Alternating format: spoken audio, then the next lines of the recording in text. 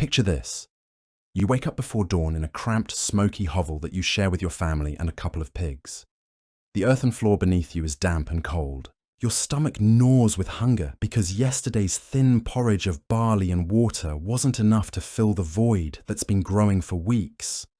Outside, you can hear the heavy footsteps of the Lord's bailiff making his rounds, collecting taxes that you can't afford to pay. And somewhere in a distant castle, a king sits on his throne, dreaming up new ways to squeeze every last coin from your calloused hands. Welcome to medieval Europe, where 85% of the population lived as peasants under a system so brutal, so unforgiving, that survival itself was a daily miracle. Today, we're diving deep into one of history's most terrifying questions. Could you actually survive being a peasant under a tyrant king? Now, before we go any further, let me be completely honest with you. This isn't going to be a romantic tale of knights and castles. This is the raw, unfiltered reality of what life was actually like for the vast majority of people in medieval times.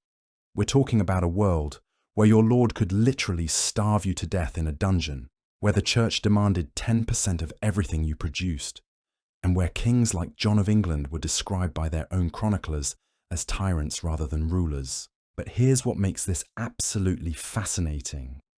Despite facing conditions that would break most modern people within days, millions of peasants not only survived, but found ways to resist, adapt, and occasionally even thrive.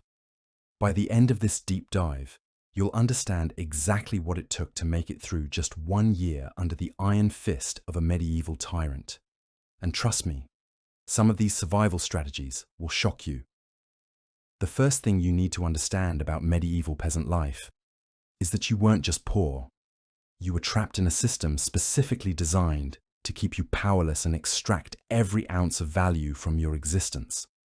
The feudal hierarchy wasn't just unfair, it was mathematically engineered to ensure that wealth flowed upward while misery trickled down. At the very bottom of this pyramid were the villains, peasants who had sworn an oath of obedience on the Bible to their local lord. These weren't free people in any sense we'd recognize today. If you wanted to move to another village, you had to ask permission. If you wanted to get married, you needed your lord's approval. If you wanted to send your child to work somewhere else, that required consent too. You were legally bound to the land, which sounds poetic until you realize it meant you were essentially human property. Below the villains were the cotters and boarders, who held even smaller plots of land and had fewer rights. And at the absolute bottom were the landless labourers who owned nothing and survived on seasonal work, living one failed harvest away from starvation. But here's where it gets really twisted. Even if you were technically a free man, meaning you weren't legally bound to the land, you still faced the same crushing economic pressures that made escape nearly impossible. Your daily existence revolved entirely around agricultural labour that followed the brutal rhythms of medieval farming. During summer months, you'd be working the fields by 3 in the morning, bent over under the scorching sun, trying to coax enough grain from the soil to feed your family and meet your obligations. This wasn't the romantic farming you see in movies.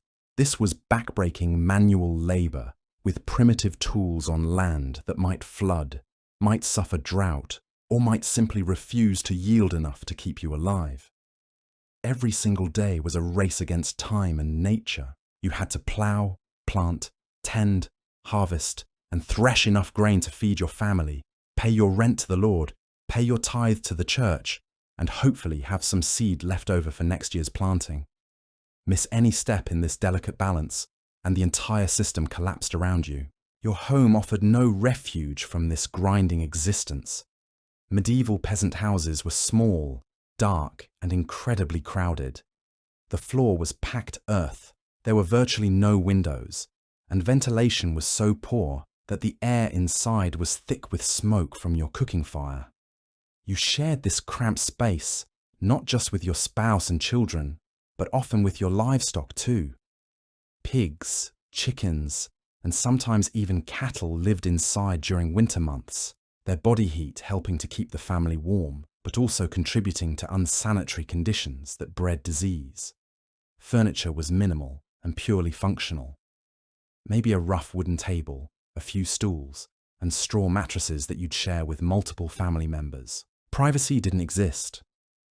Personal space was a luxury you couldn't afford. And the smell, the constant, overwhelming smell of unwashed bodies, animal waste, rotting food, and smoke would be something modern people would find unbearable. But the physical discomfort was nothing compared to the financial crushing that awaited you every single day. The taxation system in medieval Europe was designed with one purpose: to extract maximum wealth from peasants while giving them minimum protection or rights in return. You weren't just paying taxes to one authority. You were paying multiple overlapping taxes to different powers, each one taking their cut from your already meagre resources. First, there was rent to your lord. This wasn't optional. You paid for the privilege of working land that you'd never own, land that could be taken away from you at any moment if you failed to meet your obligations. Then came the tithe to the church, exactly 10% of everything you produced. Not 10% of your profits, 10% of your total production. The church made it very clear that failure to pay would result in the damnation of your eternal soul, turning religious obligation into economic coercion. On top of that, the king demanded his taxes. Thanks to detailed records like the Domesday Book, royal tax collectors knew exactly how much you owed, and there was no hiding from their demands. These taxes could spike dramatically during wartime, which happened frequently, meaning that just when you thought you'd figured out how to survive, the financial burden would suddenly double or triple. The crushing weight of these multiple taxation systems meant that peasant families lived with virtually no financial cushion. One bad harvest, one sick cow, one unexpected demand from the Lord, and you could find yourself spiraling into a debt that would follow you for the rest of your life. Some families had to surrender their seed grain to pay taxes, which meant they couldn't plant the next year's crop, creating a cycle of poverty that was nearly impossible to escape. Under a truly tyrannical ruler, these already brutal conditions became exponentially worse. Take King John of England, who reigned from 1199 to 1216, and earned himself a reputation as one of the most despised monarchs in English history. Contemporary chroniclers didn't mince words about John. Matthew Paris, a Benedictine monk, famously called him a tyrant rather than a king, and that wasn't hyperbole. John's approach to governance was simple and terrifying. He ignored established customs and traditions, raised taxes arbitrarily, and seized property whenever he needed money. He didn't just abuse the nobility. His excessive demands for revenue created a cascade effect that ultimately fell on the shoulders of peasants who were already struggling to survive. When John needed money for his wars or his lavish lifestyle, he'd demand more from his barons, who would then extract more from their peasants, creating a system where tyranny at the top translated into starvation at the bottom. John's cruelty wasn't limited to economic exploitation. He was known for his vindictive temperament and his willingness to use violence to enforce his will. In one notorious incident, he allowed 22 knights to starve to death at Corfe Castle, demonstrating his complete disregard for human life. If he was willing to treat knights, who were members of the warrior class, with such callous cruelty, imagine what peasants could expect if they crossed him. Under rulers like John, the normal hardships of peasant life became a nightmare of arbitrary punishment and impossible demands. Your lord might suddenly decide you owe double rent because the king needed more money. Your village might be forced to provide extra labour for royal projects with no compensation. Your grain stores might be seized for the royal army, leaving your family to face winter with empty bellies. The legal system offered no protection from this kind of tyranny. In fact, medieval law was designed to intimidate and control rather than protect the innocent. There was no organised police force, which meant law enforcement was handled by local groups of men who were just as vulnerable to pressure from above as anyone else. If you were accused of a crime, you might face trial by ordeal, where you'd be forced to walk on hot coals, plunge your hand into boiling water, or hold a red-hot iron.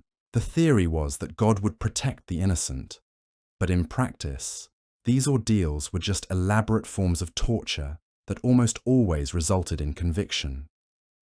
Even if you managed to avoid legal trouble, the threat of arbitrary punishment hung over every aspect of your life.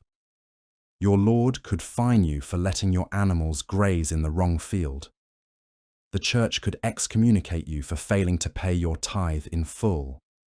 Royal officials could conscript you for military service, taking you away from your family during the crucial harvest season.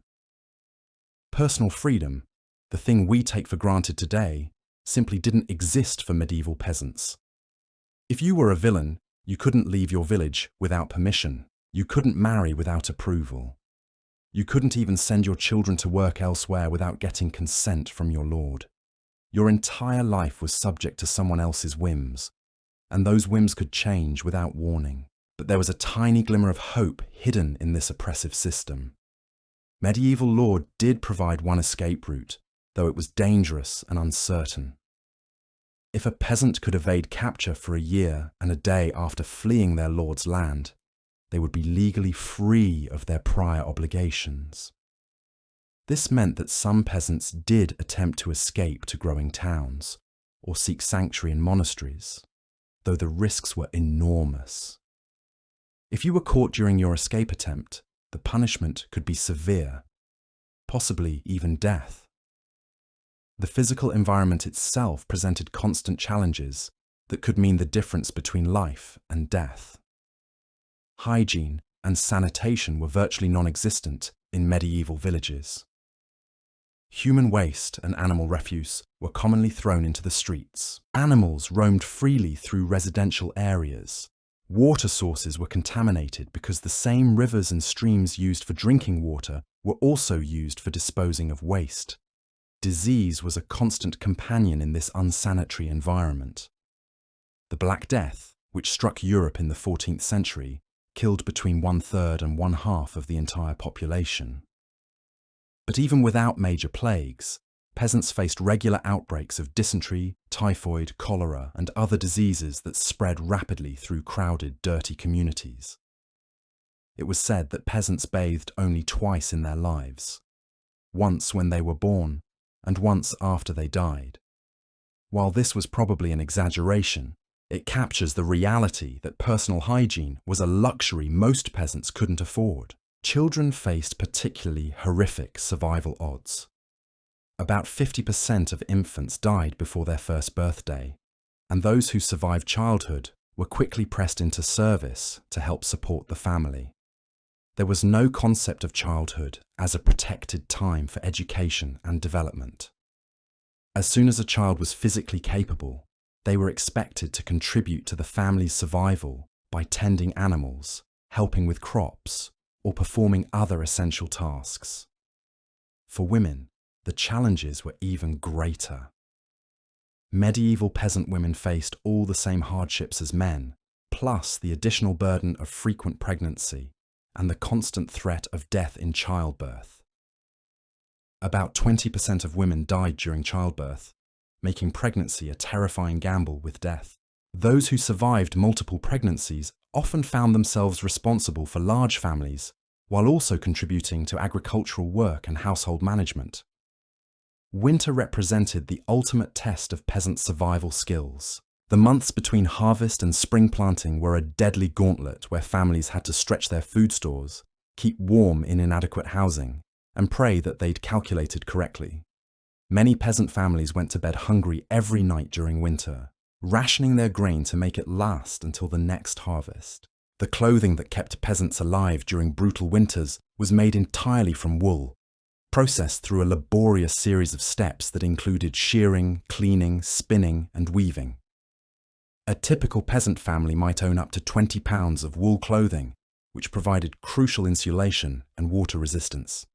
The techniques for staying warm were ingenious. About 40% of northern European peasant homes were built partially underground, taking advantage of the Earth's steady temperature. Roofs were constructed with layers of branches, straw, and turf, creating insulation that could mean the difference between life and death during the coldest months. Community cooperation was essential for survival, but it also created vulnerabilities that tyrannical rulers could exploit. Peasants shared oxen and tools for ploughing, organized group harvests, and supported each other during times of crisis.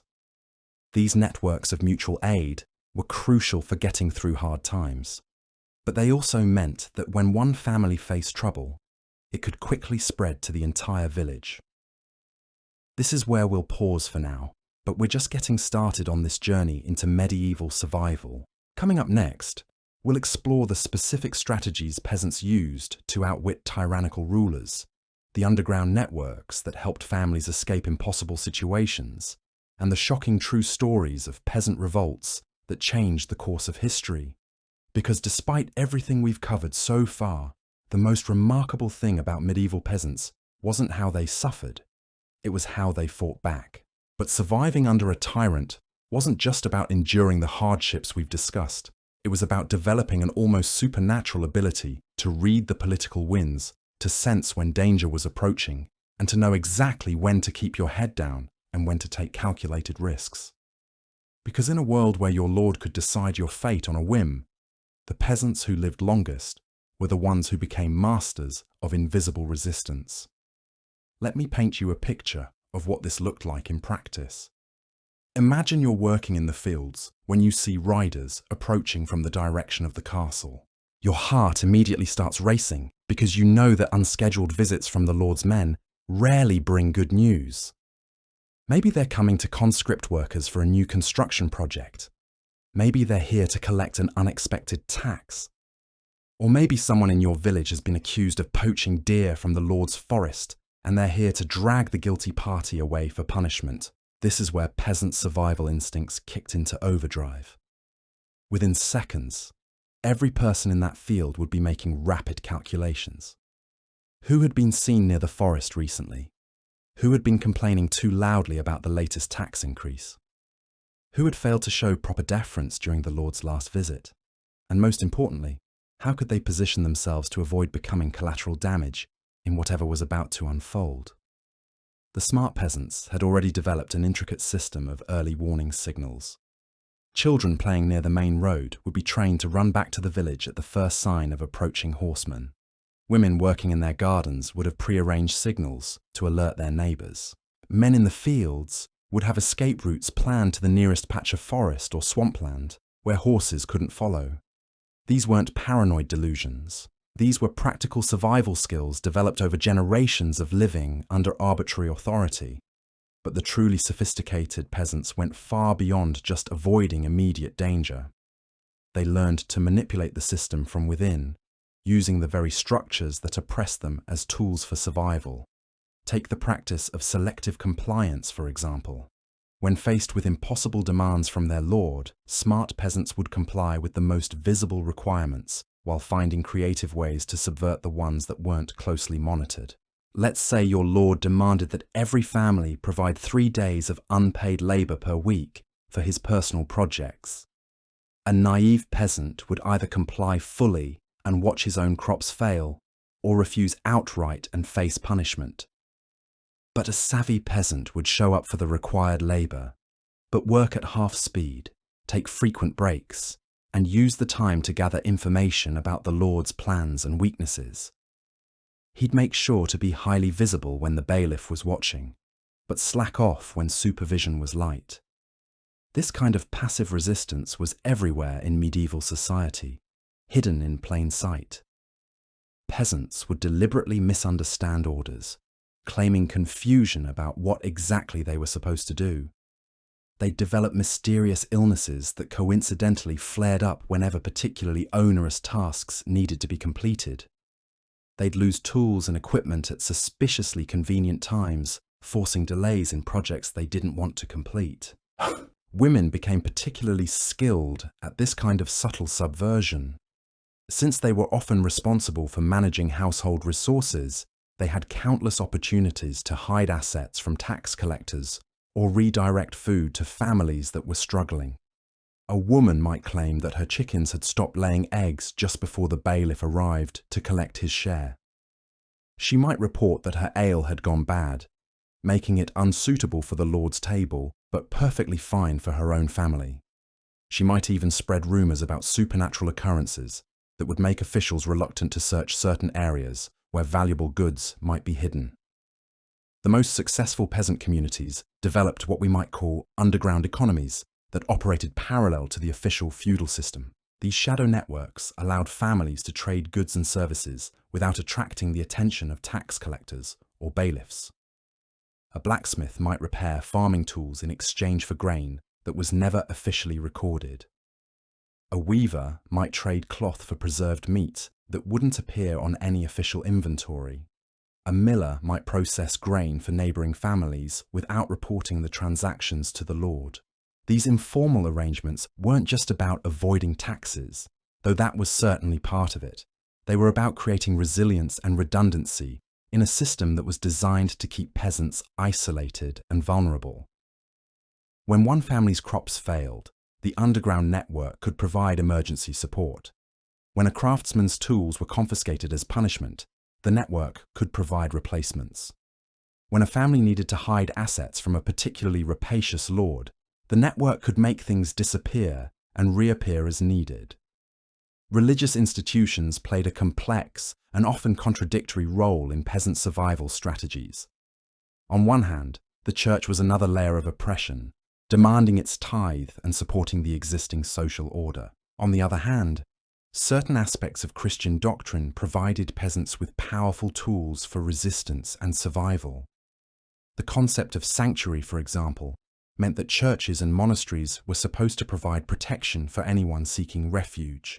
A peasant fleeing from an abusive lord or an unjust punishment could theoretically claim sanctuary and be protected by church law. In practice, this protection was often temporary and politically complicated, but it did provide an escape valve that saved lives. More importantly, Christian festivals and holy days created legitimate opportunities for peasants to gather, share information, and coordinate resistance activities. Market days that coincided with religious celebrations provided cover for meetings that might otherwise attract suspicion. Pilgrimages offered chances for peasants to travel beyond their lord's territory and establish connections with other communities. Even regular church services created opportunities for subtle communication through songs, prayers, and shared rituals that could carry coded messages. Some peasants became incredibly sophisticated at using religious language to critique their oppressors in ways that couldn't be directly punished. They'd tell stories from the Bible that drew obvious parallels to their current situation, emphasizing themes of liberation from bondage or divine judgment against tyrants. They'd organize prayers for their lord's spiritual welfare that contained barely concealed wishes for his downfall. They'd interpret natural disasters or unusual events as signs of God's displeasure with the current social order. But perhaps the most crucial survival skill that peasants developed was the ability to form strategic alliances that transcended the official social hierarchy. Not every lord was equally tyrannical, and not every official was equally corrupt. Smart peasants learned to identify potential allies among the lower levels of the feudal hierarchy and cultivate relationships that could provide protection during times of crisis. A peasant might develop a friendship with a sympathetic bailiff who would provide advance warning of upcoming tax collections or punitive expeditions. He might build a relationship with a clerk who could delay the processing of unfavourable legal documents. He might even find common ground with minor nobles who were themselves oppressed by the same tyrannical king, and might be willing to provide limited protection in exchange for information or services. These alliances required incredible delicacy and political skill. Peasants had to appear completely subservient while actually engaging in sophisticated diplomatic maneuvering. They had to build trust with people who were technically their oppressors, while never forgetting that those same people could turn on them at any moment. They had to provide valuable services and information while never appearing too knowledgeable or capable, which might threaten their supposed social superiors. The peasants who mastered these skills often became informal leaders within their communities. serving as intermediaries between the official power structure and the people who actually did the work that kept society functioning. These individuals weren't necessarily the strongest or the smartest peasants, but they were the ones with the best understanding of human psychology and political dynamics. Food security remained the foundation of all survival strategies, but under tyrannical rulers, maintaining adequate nutrition became an exercise in creative deception and resource management. Peasants developed elaborate techniques for hiding food stores from tax collectors and bailiffs who might seize grain for the lord's use or for royal armies passing through the area. Underground storage pits were camouflaged to look like ordinary garden plots or waste areas. Grain might be hidden in false walls within peasant homes or buried in containers that could survive wet weather. Some families developed networks of smaller caches distributed across multiple locations, reducing the risk of losing everything in a single seizure. Others learned to disguise valuable food items as less desirable alternatives, making their stores appear smaller or lower quality than they actually were. The processing and preservation of food became military-level operations in communities under severe oppression. Women developed techniques for turning grain into forms that were less recognizable and therefore less likely to be confiscated. They learned to smoke and salt meat in ways that changed its appearance while preserving its nutritional value. They became expert at fermenting vegetables and brewing beverages that provided essential nutrients while appearing to be simple peasant fare. During the harshest periods of tyrannical rule, some peasant communities developed what amounted to emergency protocols for surviving systematic starvation. They identified wild plants and roots that could supplement their diet when regular food sources were exhausted. They learned to catch and prepare small animals that were beneath the notice of their lords, but could provide crucial protein during famines. They even developed techniques for making edible substances from materials that would normally be considered waste, like acorns processed to remove their bitter tannins, or bark prepared in ways that made it digestible. Winter survival under tyrannical rulers required planning that began months in advance and involved the entire community. Families had to calculate not just their own needs, but also the additional demands that might be imposed by arbitrary taxation or conscription of resources. They had to prepare for the possibility that their fuel supplies might be confiscated for the lord's use, their livestock might be seized for royal armies, or their grain stores might be requisitioned without compensation. The clothing strategies we mentioned earlier became even more critical under oppressive rulers who might confiscate valuable textiles or impose taxes on certain types of clothing. Peasants learned to make their wool garments appear shabby and worthless while actually providing excellent protection from the elements. They developed techniques for hiding better quality clothing items that could be brought out during extreme weather, but concealed when officials were present. Some families even learned to create garments that could be quickly altered or disguised depending on political circumstances. Housing modifications also reflected the need to survive under tyrannical authority. Peasant homes were designed not just for warmth and shelter, but for concealment and quick escape. Hidden compartments could store valuable items or food supplies. Multiple exit routes ensured that families could flee quickly if soldiers or bailiffs arrived unexpectedly. Some homes even included tunnels or connecting passages that allowed movement between buildings without being seen from the main roads.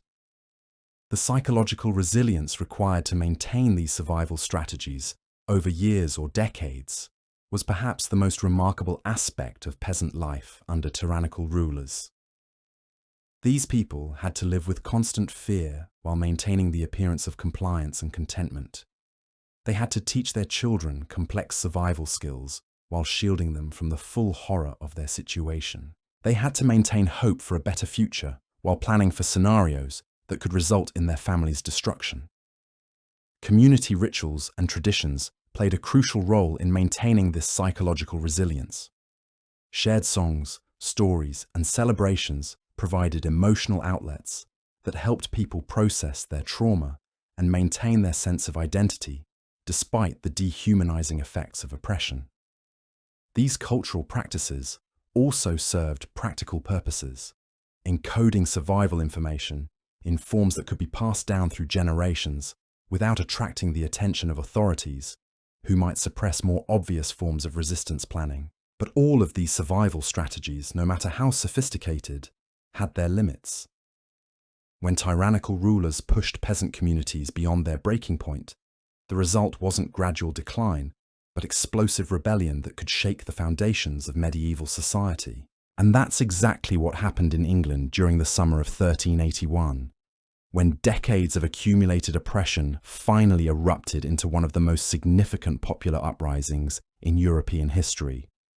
The stage was set for revolution, and the peasants, who had spent generations learning to survive in silence, were about to discover that sometimes survival required making noise loud enough to be heard in the halls of power. What happened next would prove that even the most oppressive systems had vulnerabilities that could be exploited by people who had nothing left to lose and everything to gain from taking the ultimate risk. The Peasants' Revolt of 1381 didn't just happen overnight. It was the culmination of decades of systematic abuse that had pushed English peasants beyond their breaking point. And if you want to understand what it really took to survive under a tyrant king, you need to understand how ordinary people who had spent their entire lives learning to endure in silence suddenly found the courage to march on London and demand justice from the most powerful man in Europe.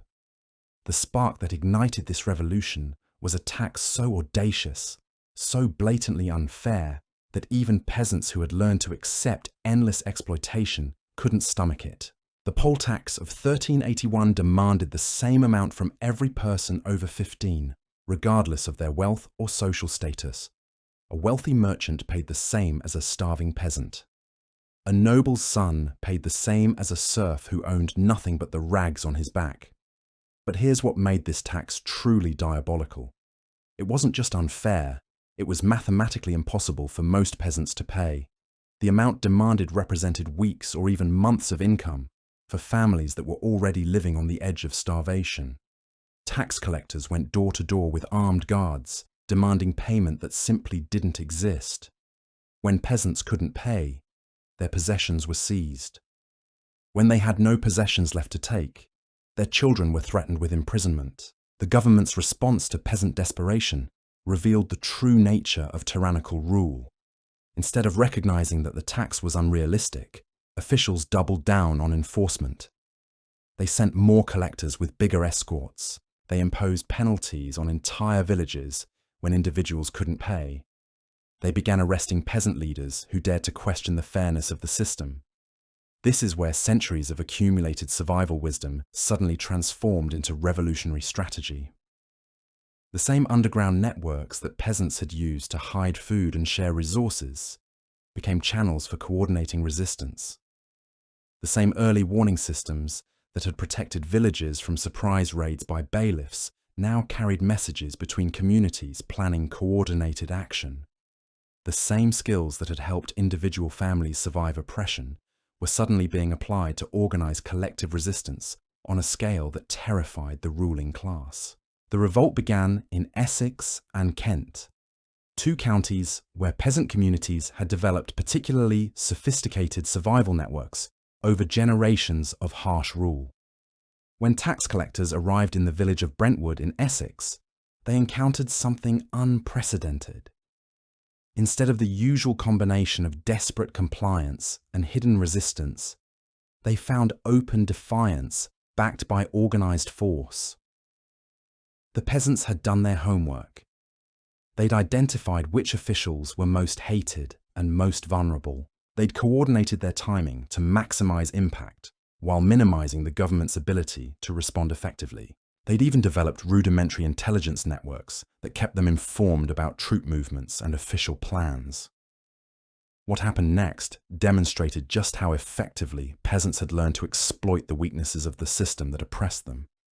Instead of random violence or mindless destruction, the revolt followed strategic patterns that revealed decades of careful observation and planning. Peasants targeted specific symbols of oppression, burning tax records and legal documents that had been used to justify their exploitation. They attacked the homes and property of particularly brutal officials while leaving other buildings untouched.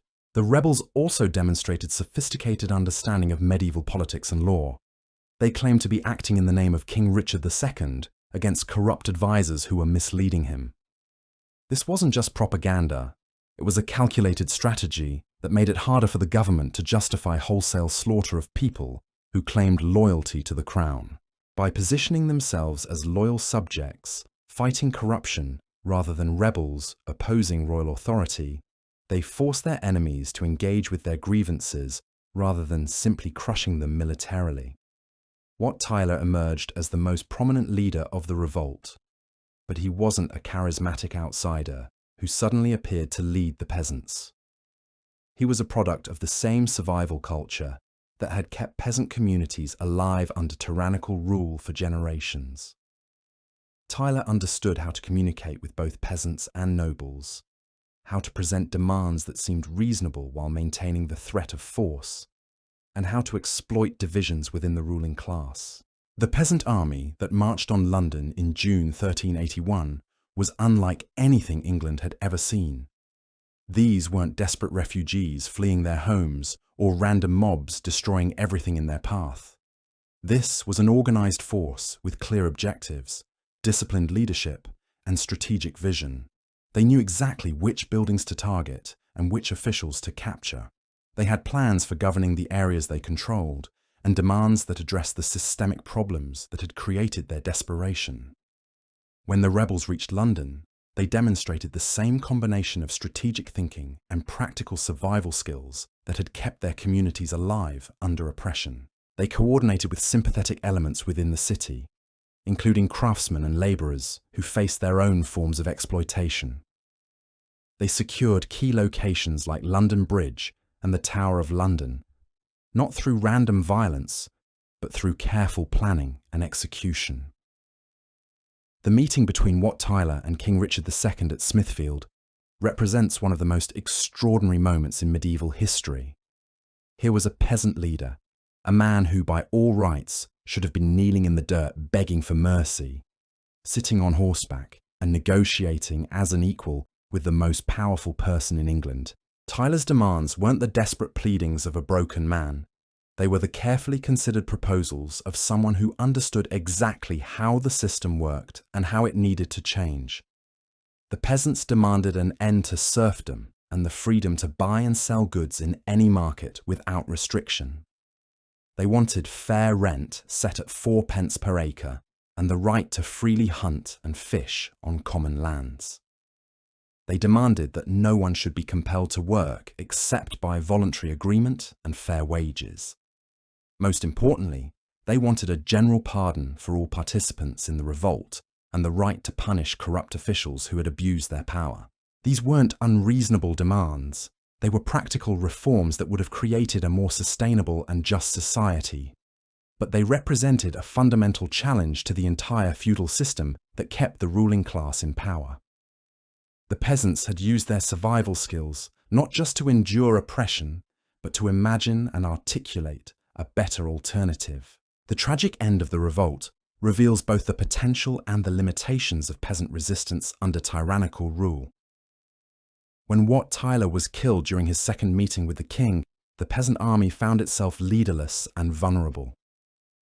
King Richard had promised reforms in exchange for the rebels' dispersal, but once they had returned to their villages, he systematically broke every promise and launched a campaign of brutal retaliation. The aftermath of the revolt was a masterclass in tyrannical suppression. Royal forces swept through the countryside, arresting anyone suspected of participation in the rebellion. The promised pardons were revoked. The legal documents that had been burned were reconstructed from memory and backup records. The peasants who had briefly tasted freedom found themselves facing punishments that were even harsher than the original oppression they had tried to escape. But here's the remarkable thing about peasant survival culture under tyrannical rule. Even in the face of this brutal crackdown, the communities that had organized the revolt didn't simply collapse. They adapted. They learned from their mistakes. They developed new strategies for resistance that were harder to detect and suppress. The underground networks that had coordinated the revolt transformed into even more sophisticated systems for protecting vulnerable community members and maintaining alternative sources of authority. The survival skills that had been tested during the rebellion were refined and passed down to the next generation, with new knowledge about the possibilities and dangers of direct resistance. Women played crucial but often invisible roles in these post-revolt survival networks. Since they were less likely to be suspected of political activity, they became key figures in maintaining communication between communities and hiding assets from royal officials seeking to confiscate property as punishment. Women also took over many of the leadership roles that had previously been held by men who were now dead, imprisoned, or forced into exile. Children who had witnessed the revolt grew up with a different understanding of power and resistance than previous generations. They had seen peasants successfully challenge royal authority, even if only temporarily. This knowledge shaped their approach to survival under continued oppression, making them more willing to take calculated risks and more sophisticated in their understanding of political possibilities. The economic strategies that peasants developed in the aftermath of the revolt were particularly innovative. Faced with increased surveillance and heavier penalties for traditional forms of resistance, they developed new methods of passive defiance that were almost impossible to detect or prosecute. They perfected the art of appearing to comply with official demands, while actually subverting them in ways that accumulated significant impact over time. For example, when royal officials demanded increased labor services as punishment for the revolt, peasants would comply by showing up for work, but would coordinate their efforts to ensure maximum inefficiency. They'd work slowly when supervised and stop entirely when oversight was absent. They'd use inferior tools and materials, claiming that better equipment wasn't available. They'd misunderstand instructions in ways that required constant correction and supervision, making the labor more expensive for their lords than it was worth. The food production strategies that emerged after the revolt were equally sophisticated. Peasants learned to manipulate crop yields in ways that met official requirements while maximizing their own food security. They'd plant official fields with crops that looked impressive but provided minimal nutrition, while concentrating their best efforts on hidden plots that fed their families. They developed techniques for reporting livestock deaths or grain spoilage that allowed them to hide substantial resources from tax collectors. Trade and commerce became weapons of subtle resistance in the post-revolt period. Peasants coordinated their market activities to ensure that goods and services were available to their communities while being scarce or expensive for officials and their supporters. A blacksmith might be unable to repair tools for the bailiff due to a shortage of iron, while somehow finding materials to help his neighbours. A miller might discover that his equipment was broken whenever royal grain needed processing, but functioned perfectly for local families. Religious institutions became even more important as centres of covert resistance after the revolt. While the official church hierarchy had supported the suppression of the rebellion, many local priests and monks sympathised with the peasants' grievances and provided subtle forms of assistance. Churches became repositories for hidden resources and meeting places for planning activities that couldn't be conducted openly. The development of coded communication systems reached new levels of sophistication in the post-revolt period.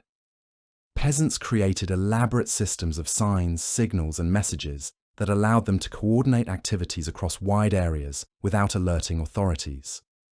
Songs, stories, and religious rituals carried information about everything, from tax collection schedules to the movements of royal officials. These communication networks also served psychological purposes, helping peasant communities maintain their sense of identity and purpose, despite the brutal suppression they had experienced. Shared narratives about the revolt and its heroes helped people process their trauma, while reinforcing their commitment to continued resistance. The memory of Wat Tyler and the brief moment when peasants had negotiated as equals with the king became a source of inspiration that sustained communities through decades of continued oppression. The legal strategies that peasants developed after the revolt were particularly clever. Since direct challenge to royal authority had proven disastrous, they learned to use the system's own rules and procedures to create delays, complications, and opportunities for escape. They became expert at filing appeals, requesting clarifications, and demanding proper documentation in ways that slowed down official processes and created opportunities for evidence to disappear or witnesses to become unavailable. Medical knowledge became another form of resistance in the post-revolt period. Women who served as healers and midwives developed treatments for injuries and illnesses that official authorities either couldn't or wouldn't provide. They also learned to recognize and treat conditions caused by malnutrition, overwork, and stress that were direct results of tyrannical rule. This medical expertise made them valuable to their communities while also providing cover for other resistance activities. The seasonal rhythms of agricultural life provided natural camouflage for continued resistance activities. Harvest festivals, planting ceremonies, and winter gatherings that appeared to be traditional celebrations actually served as opportunities for planning, coordination, and resource sharing. Officials who tried to suppress these activities found themselves interfering with religious and cultural traditions that had deep roots and broad support. Housing and settlement patterns also evolved to support continued resistance. Peasant communities developed architectural features that facilitated covert activities while appearing completely ordinary to casual observers. Hidden passages, concealed storage areas, and escape routes became standard features of peasant homes and villages. These modifications were disguised as practical improvements for farming, storage, or weather protection. The education of children became a crucial element of long-term survival strategy. While official education was virtually non-existent for peasant children, communities developed their own systems for passing down essential knowledge. Children learned not just practical skills like farming and crafts, but also political awareness, legal knowledge, and survival strategies that would help them navigate an oppressive system. This informal education system was carefully designed to avoid detection by authorities while ensuring that each generation was better prepared than the last to survive and resist tyrannical rule. Children learn to recognize the signs of approaching danger, to communicate without words, and to make split-second decisions that could save their lives or the lives of their families. The role of elderly community members became particularly important in these educational efforts. Older peasants who had survived multiple crises and witnessed the revolt firsthand became repositories of tactical knowledge and strategic wisdom. They served as advisors to younger leaders while also providing continuity and institutional memory that helped communities learn from past mistakes. The psychological techniques that peasants developed for maintaining hope and motivation under continued oppression were remarkable in their sophistication. They created cultural practices that celebrated small victories while preparing for larger struggles. They developed rituals and traditions that honored those who had been lost while inspiring continued resistance. They found ways to maintain dignity and self-respect, despite living under a system designed to dehumanize them. These psychological survival strategies were particularly important for dealing with the trauma of the revolt's suppression. Many peasants had witnessed brutal executions, seen their friends and family members arrested or killed, and experienced the crushing disappointment of promised reforms that never materialized. Without effective ways to process this trauma, entire communities might have collapsed into despair or self-destructive behavior. Instead, peasant communities developed remarkably resilient approaches to collective healing that allowed them to continue functioning and planning for the future. They created spaces for grief and mourning, while also celebrating the courage and sacrifice of those who had participated in the revolt. They found ways to honor the memory of their losses, while avoiding the kind of public displays that might attract unwanted attention from authorities. The economic innovations that emerged in the decades following the revolt were equally impressive. Peasant communities developed increasingly sophisticated systems for sharing resources, pooling labor, and creating alternative forms of wealth that were less visible to tax collectors and officials. They learned to create value through cooperation and mutual aid rather than individual accumulation, making their communities more resilient while also making it harder for authorities to identify and confiscate valuable assets. These economic strategies also helped peasant communities weather the various crises that continued to afflict medieval England throughout the late 14th and 15th centuries. When official systems failed during plagues, famines, or wars, peasant communities often found themselves better prepared to survive because they had developed redundant alternative resources that didn't depend on the goodwill or competence of their rulers. The long-term impact of the survival strategies developed during and after the peasants' revolt extended far beyond the immediate participants. The techniques, knowledge, and cultural practices that emerged from this period of intense oppression and resistance became part of the foundation for later social and political developments that would eventually transform English society.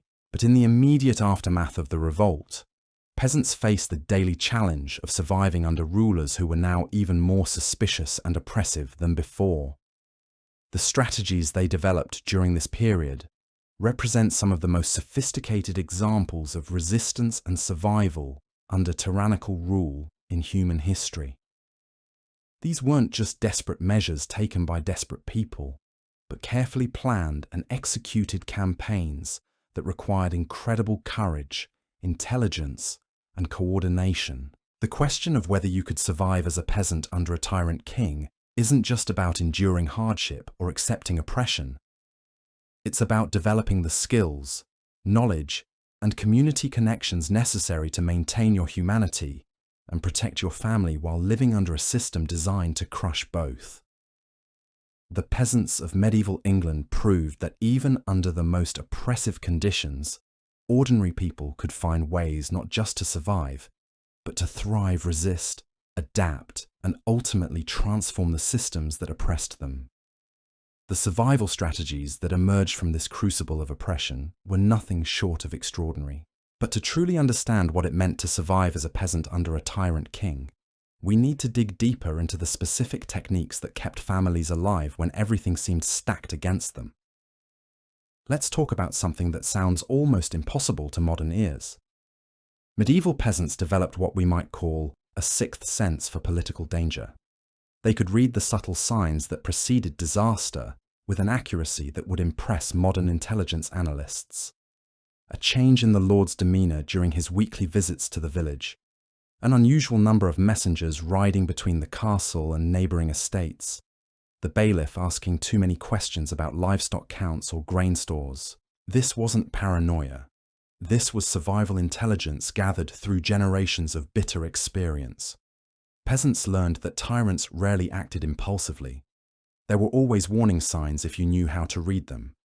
A lord planning to raise taxes would often start by testing the waters, making casual inquiries about family finances or crop yields.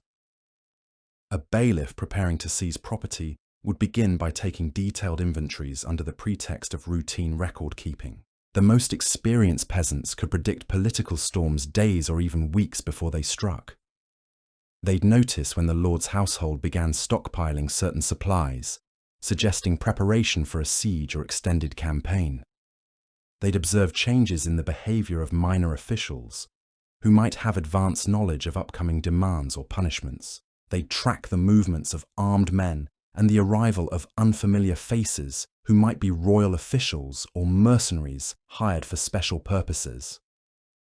But recognising danger was only half the battle.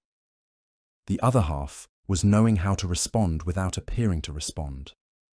This required a level of political sophistication that would be impressive in any era. Peasants had to make their preparations look like routine activities while actually implementing complex contingency plans. Take the practice of asset dispersal. When experienced peasants sensed that a property seizure was coming, they wouldn't simply hide their valuables in obvious places. Instead, they'd implement elaborate schemes that distributed their wealth across multiple locations and disguised it as different types of assets. A valuable horse might be traded to a cousin in the next village for several smaller animals that were less likely to attract attention. Silver coins might be melted down and reformed into ordinary-looking farm tools that appeared worthless but retained their actual value Food stores presented particular challenges because grain and livestock were both essential for survival and obvious targets for confiscation. Peasants developed ingenious methods for making their resources appear smaller than they actually were. They'd report livestock deaths that never actually occurred, hiding healthy animals with cooperative neighbours until the danger passed.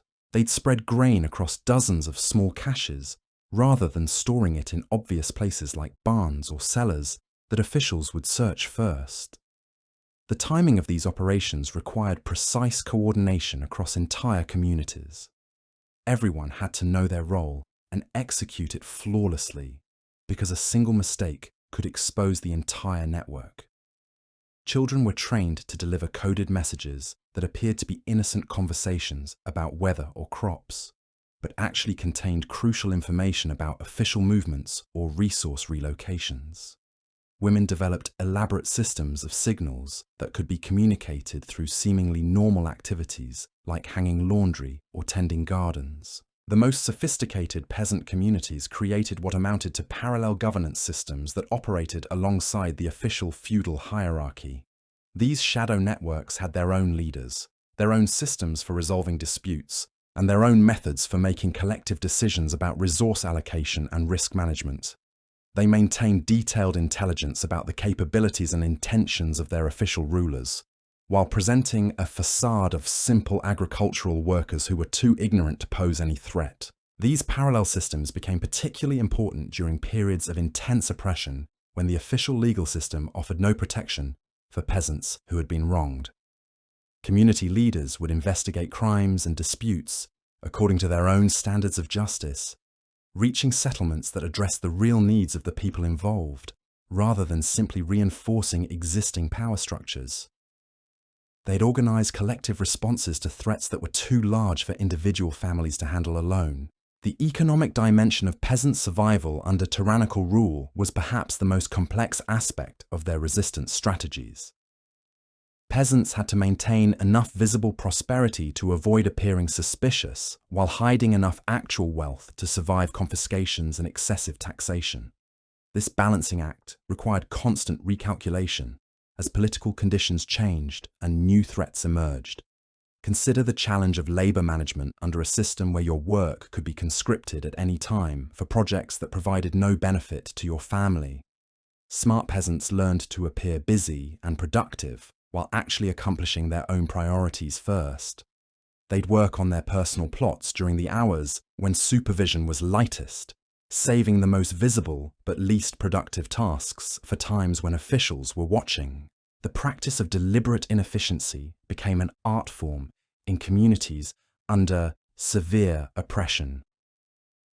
Peasants would comply with demands for labour service while ensuring that projects took much longer and cost much more than they should have.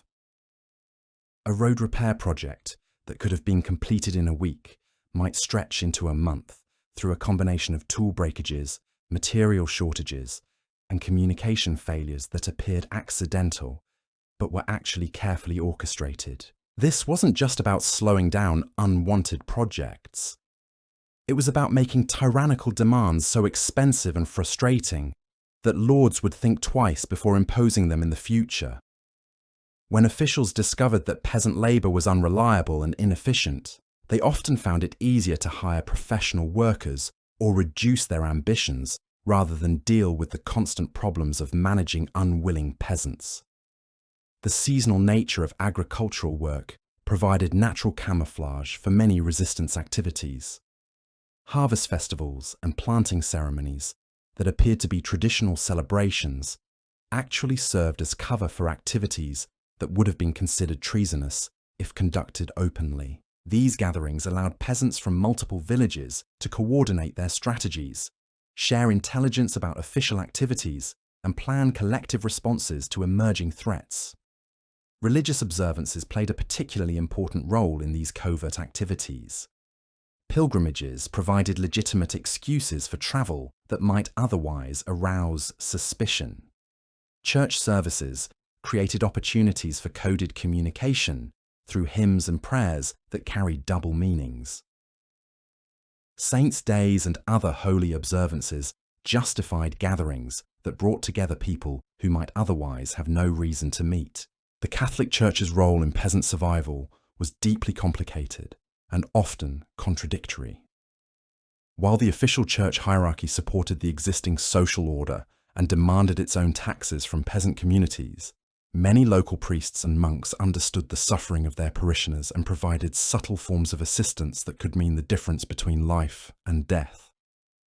Churches served as informal banks where valuable items could be deposited for safekeeping during times of crisis.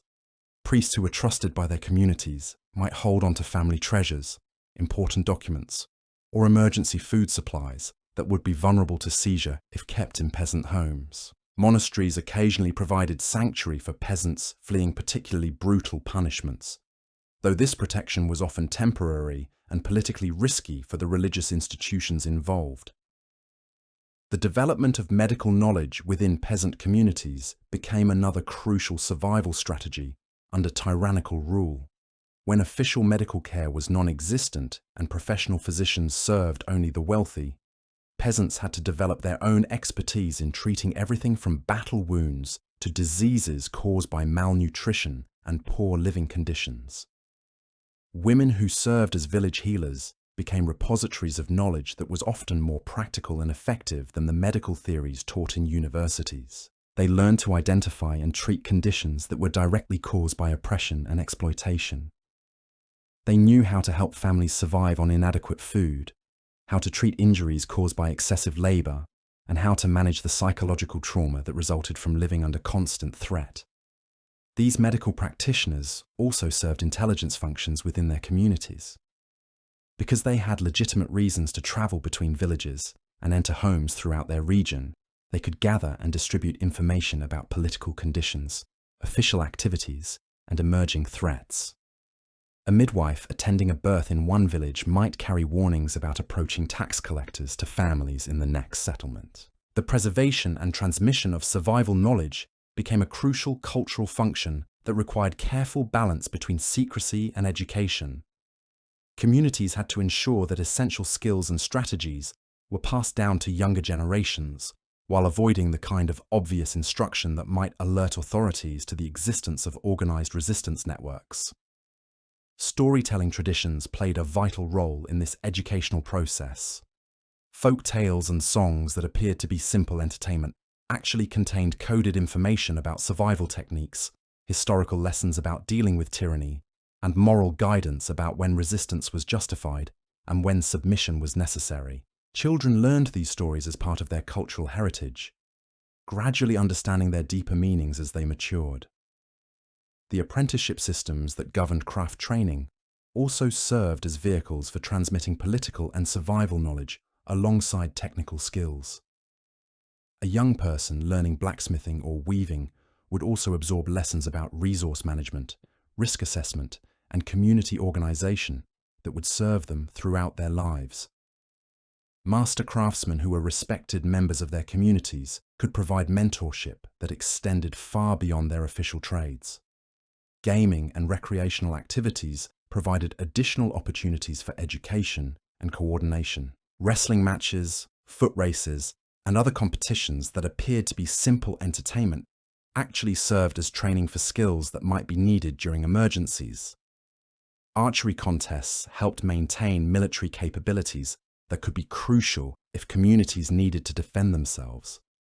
Even dice games and board games provided opportunities to practice strategic thinking and risk assessment in low-stakes environments. The management of information flow within and between peasant communities required constant vigilance and sophisticated judgment. Too much secrecy could prevent effective coordination and mutual aid. Too much openness could expose resistance networks to discovery and destruction. Community leaders had to make constant decisions about who could be trusted with what information and how to verify the reliability of intelligence from external sources. Rumor networks became essential tools for monitoring political conditions across wide geographical areas. A piece of information that started in one village could be verified and refined as it passed through multiple communities, eventually providing accurate intelligence about official plans and activities. But these same networks could also spread false information that might cause panic or inappropriate responses to imaginary threats. The development of early warning systems reached remarkable levels of sophistication in communities that faced regular threats from tyrannical authorities. Lookouts posted at strategic locations could provide advance notice of approaching officials, giving families time to implement their concealment and dispersal strategies. Signal fires, horn calls, and other communication methods allowed warnings to be transmitted rapidly across large areas. These warning systems were often integrated with legitimate activities to avoid attracting attention. Shepherds, watching their flocks in hills overlooking main roads, could serve as sentries while appearing to be engaged in routine agricultural work. Hunters and trappers working in forests could monitor the movements of armed groups while pursuing their normal occupations. Even children playing in fields or along riverbanks could serve as additional eyes and ears for their communities. The psychological warfare aspects of peasant survival strategies were remarkably sophisticated. Communities learned to project images of themselves that would discourage excessive exploitation while avoiding the appearance of wealth or capability that might invite more aggressive oppression. They had to seem poor enough to avoid excessive taxation, but productive enough to avoid being abandoned by their lords and left without any protection at all. This required careful management of public appearances and strategic revelation of information about community capabilities. A village might allow officials to discover evidence of modest prosperity while concealing signs of greater wealth. They might demonstrate competence in certain areas, while appearing ignorant about others that might threaten their social superiors.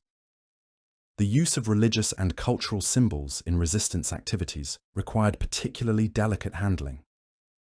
Peasants learned to invoke traditional authorities and customs in ways that legitimized their actions, while making it difficult for officials to oppose them without appearing to violate established norms.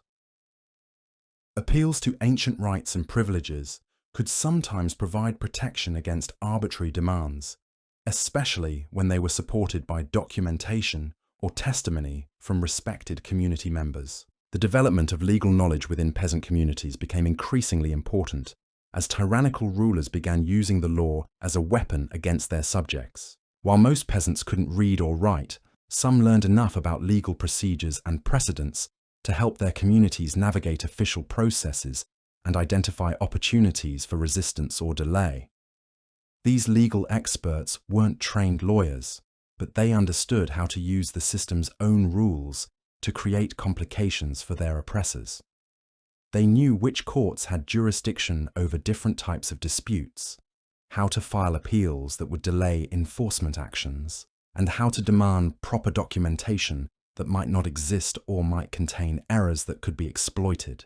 The coordination of resistance activities across multiple communities required communication networks that could operate reliably over long distances without being detected by authorities.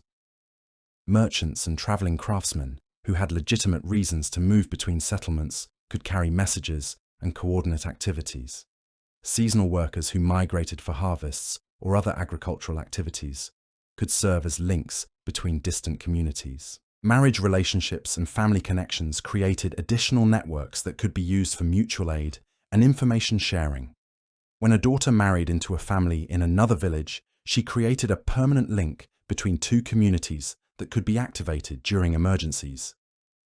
These kinship networks often proved more reliable than purely political alliances because they were based on personal relationships that transcended immediate political concerns. The financial strategies that peasants developed for surviving under excessive taxation were particularly innovative.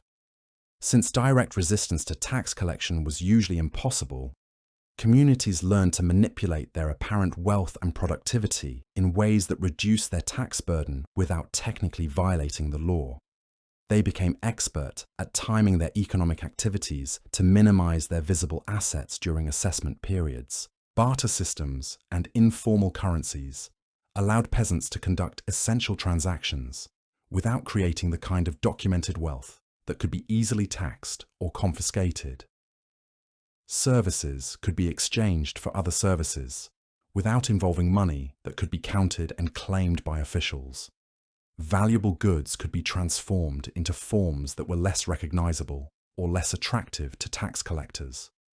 The development of alternative food systems became crucial as tyrannical rulers increasingly used hunger as a tool of control. Communities learned to identify and cultivate wild plants that could supplement their diets during times of scarcity. They developed preservation techniques that allowed them to store nutrition in forms that were less obvious to officials conducting searches. Fishing and hunting activities were often restricted by law, but peasants developed techniques for harvesting these resources without attracting attention. Night fishing, small-scale trapping, and the collection of insects and other protein sources provided essential nutrition that didn't appear in official records of agricultural production. The construction and maintenance of hidden infrastructure became a community that required coordination across multiple generations-wide effort. Underground storage facilities, concealed pathways, and disguised defensive positions were built slowly over time, using techniques that avoided detection while providing crucial capabilities during emergencies. These infrastructure projects were often integrated with legitimate construction activities to avoid suspicion. A new barn might include hidden compartments that weren't apparent from casual inspection.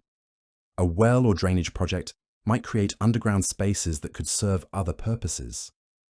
Even routine maintenance activities could be used to modify existing structures in ways that enhance their defensive or concealment capabilities. The management of livestock under conditions of potential confiscation required constant vigilance and creative planning. Animals that were too valuable or too visible might be hidden in remote locations or temporarily transferred to the ownership of trusted allies.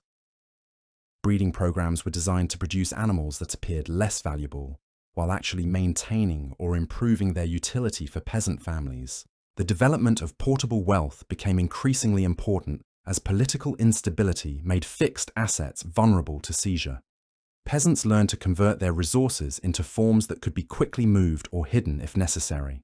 Valuable skills, knowledge, and relationships became more important than physical possessions that could be lost to confiscation or destruction. The training of children in survival skills began at very early ages and continued throughout their development into adults. Young children learn to recognize danger signs and respond appropriately without drawing attention to their awareness. Older children were gradually introduced to more complex aspects of community defense and resistance strategies. This educational process had to be carefully managed to avoid creating psychological trauma while ensuring that children were prepared for the realities they would face as adults. Stories, games, and gradual exposure to increasing levels of responsibility allowed young people to develop the skills and judgment they would need to survive in a hostile environment. The integration of seasonal cycles into survival planning required long-term thinking that extended far beyond immediate threats.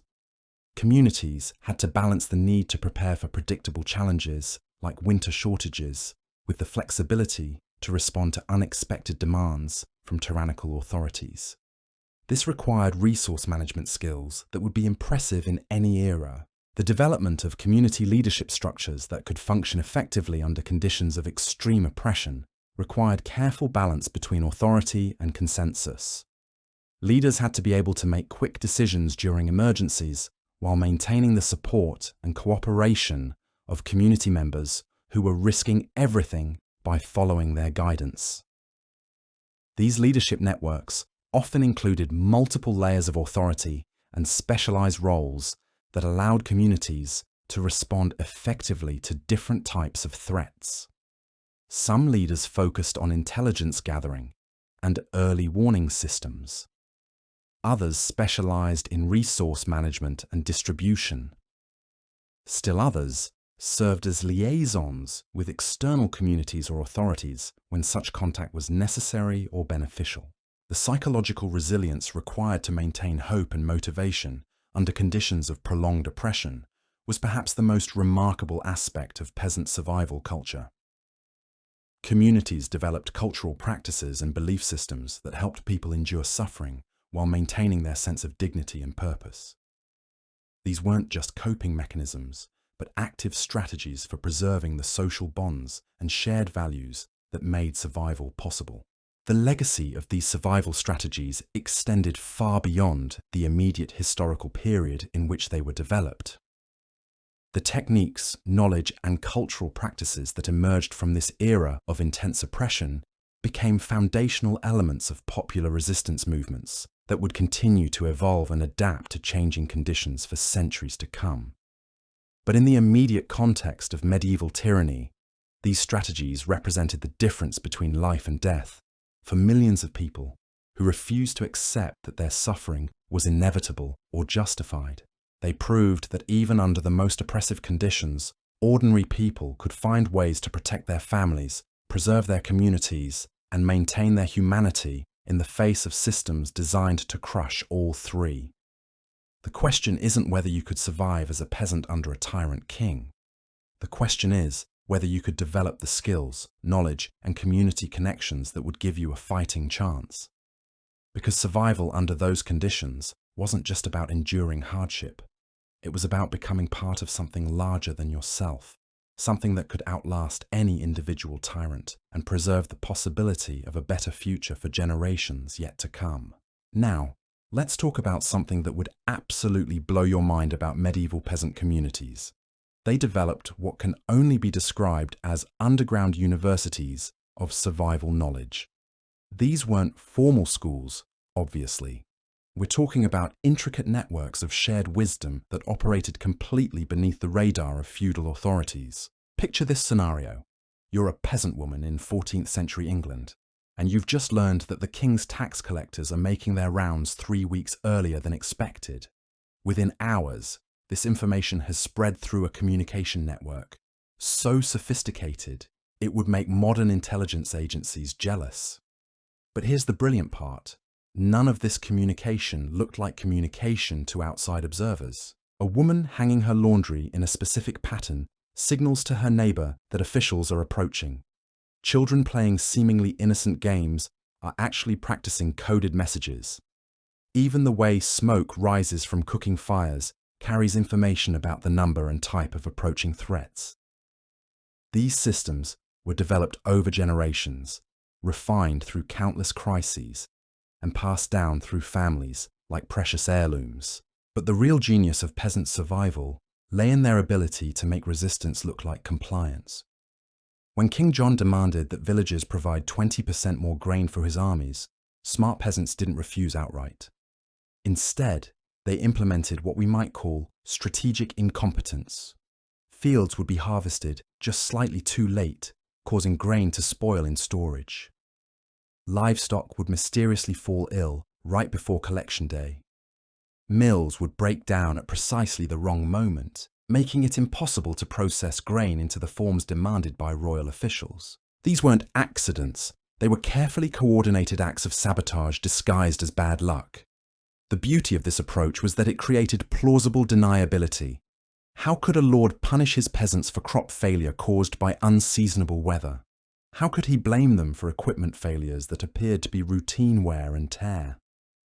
The economic warfare that peasants waged against their oppressors was breathtakingly sophisticated. They understood something that modern economists would recognize immediately.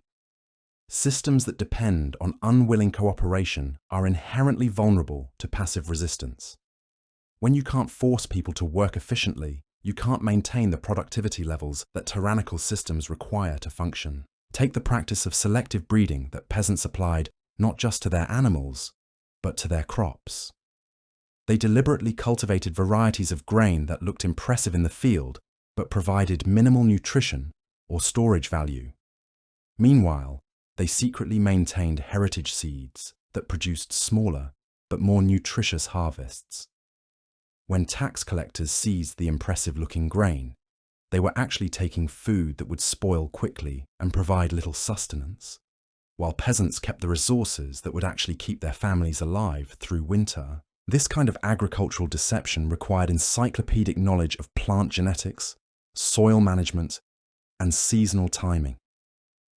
Peasants became experts at manipulating growing conditions to produce exactly the results they wanted when they wanted them. A field might produce abundant growth during the period when officials conducted their assessments, then mysteriously decline in productivity just before harvest time. The same principles applied to livestock management. Peasants learned to make their most valuable animals appear sick or worthless during periods when officials might seize them for taxes or military supplies. They developed techniques for temporarily altering the appearance of horses, cattle, and sheep in ways that made them less attractive to collectors while not permanently harming the animals. But perhaps the most remarkable aspect of peasant survival was their approach to what we might call distributed leadership. Unlike the hierarchical systems that governed official medieval society, peasant communities developed leadership networks that were both flexible and resilient.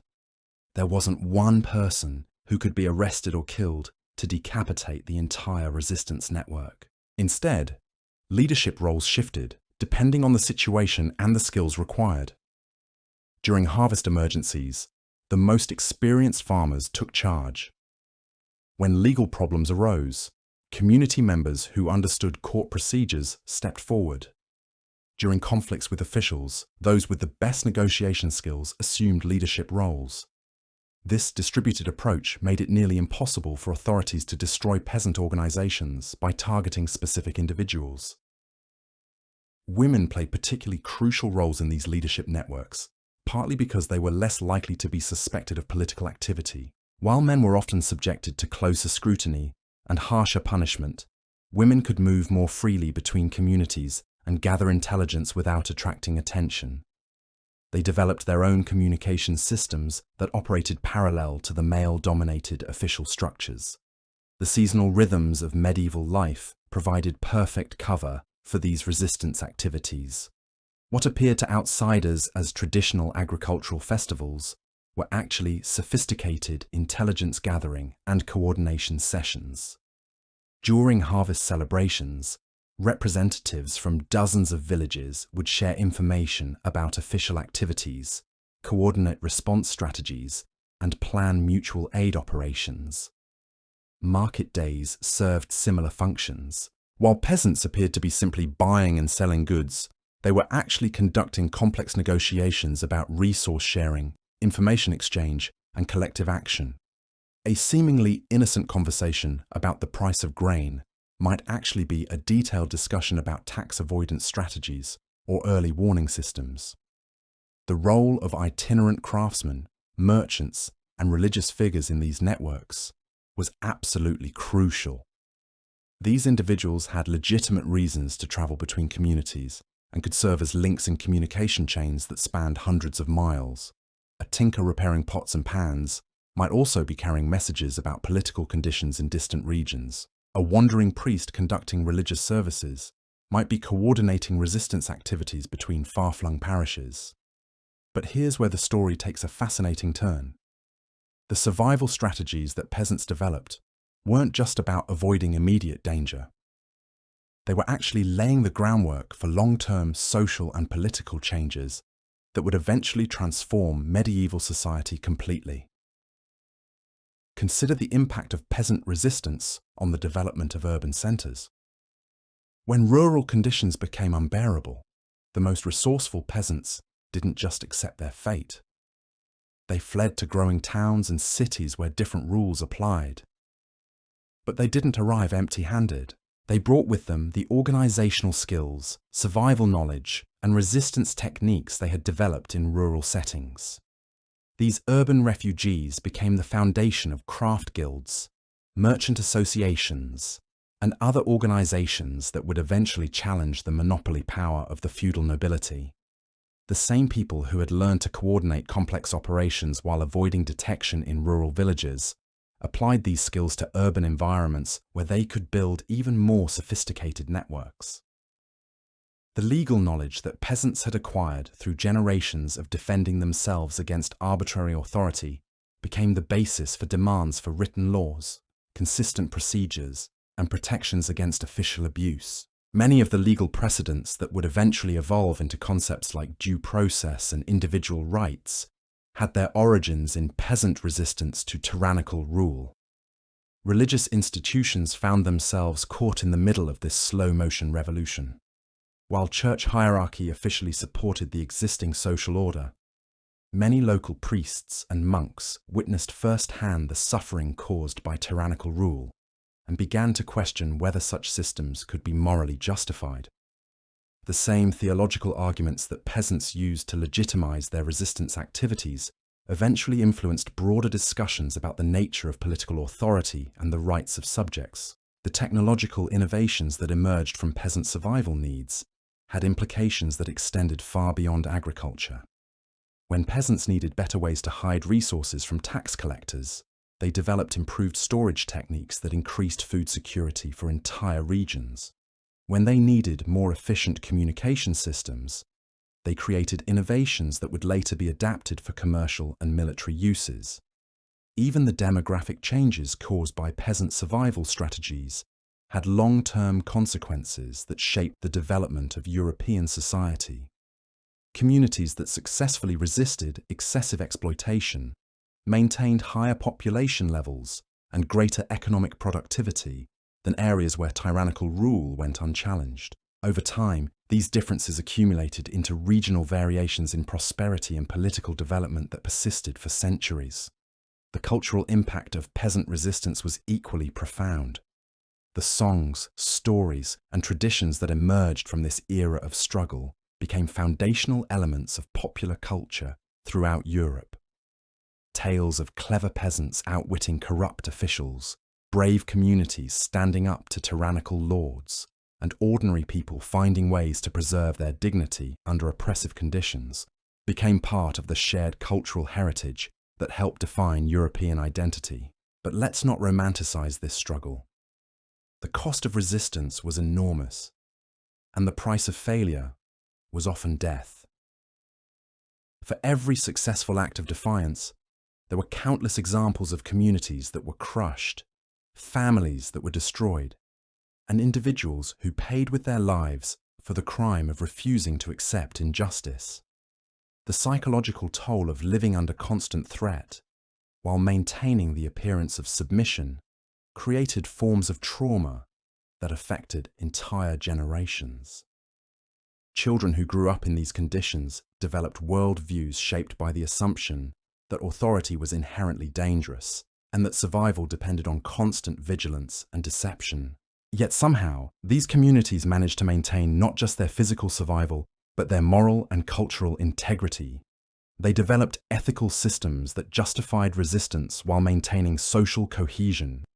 They created educational approaches that prepared children for harsh realities while preserving their capacity for hope and innovation. They built institutions that could function effectively under oppression while maintaining the flexibility to adapt to changing conditions. The medical knowledge that emerged from peasant communities during this period was remarkable in both its sophistication and its practical effectiveness.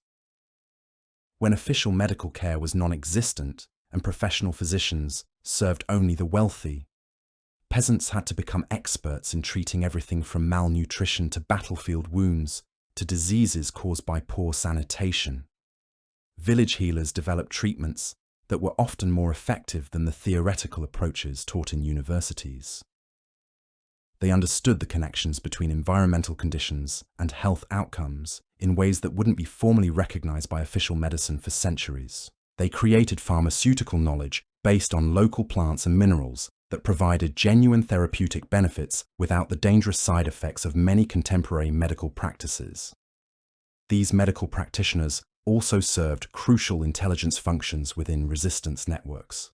Because they had legitimate reasons to travel between communities and enter homes throughout their regions, they could gather and distribute information about political conditions while appearing to conduct routine medical visits.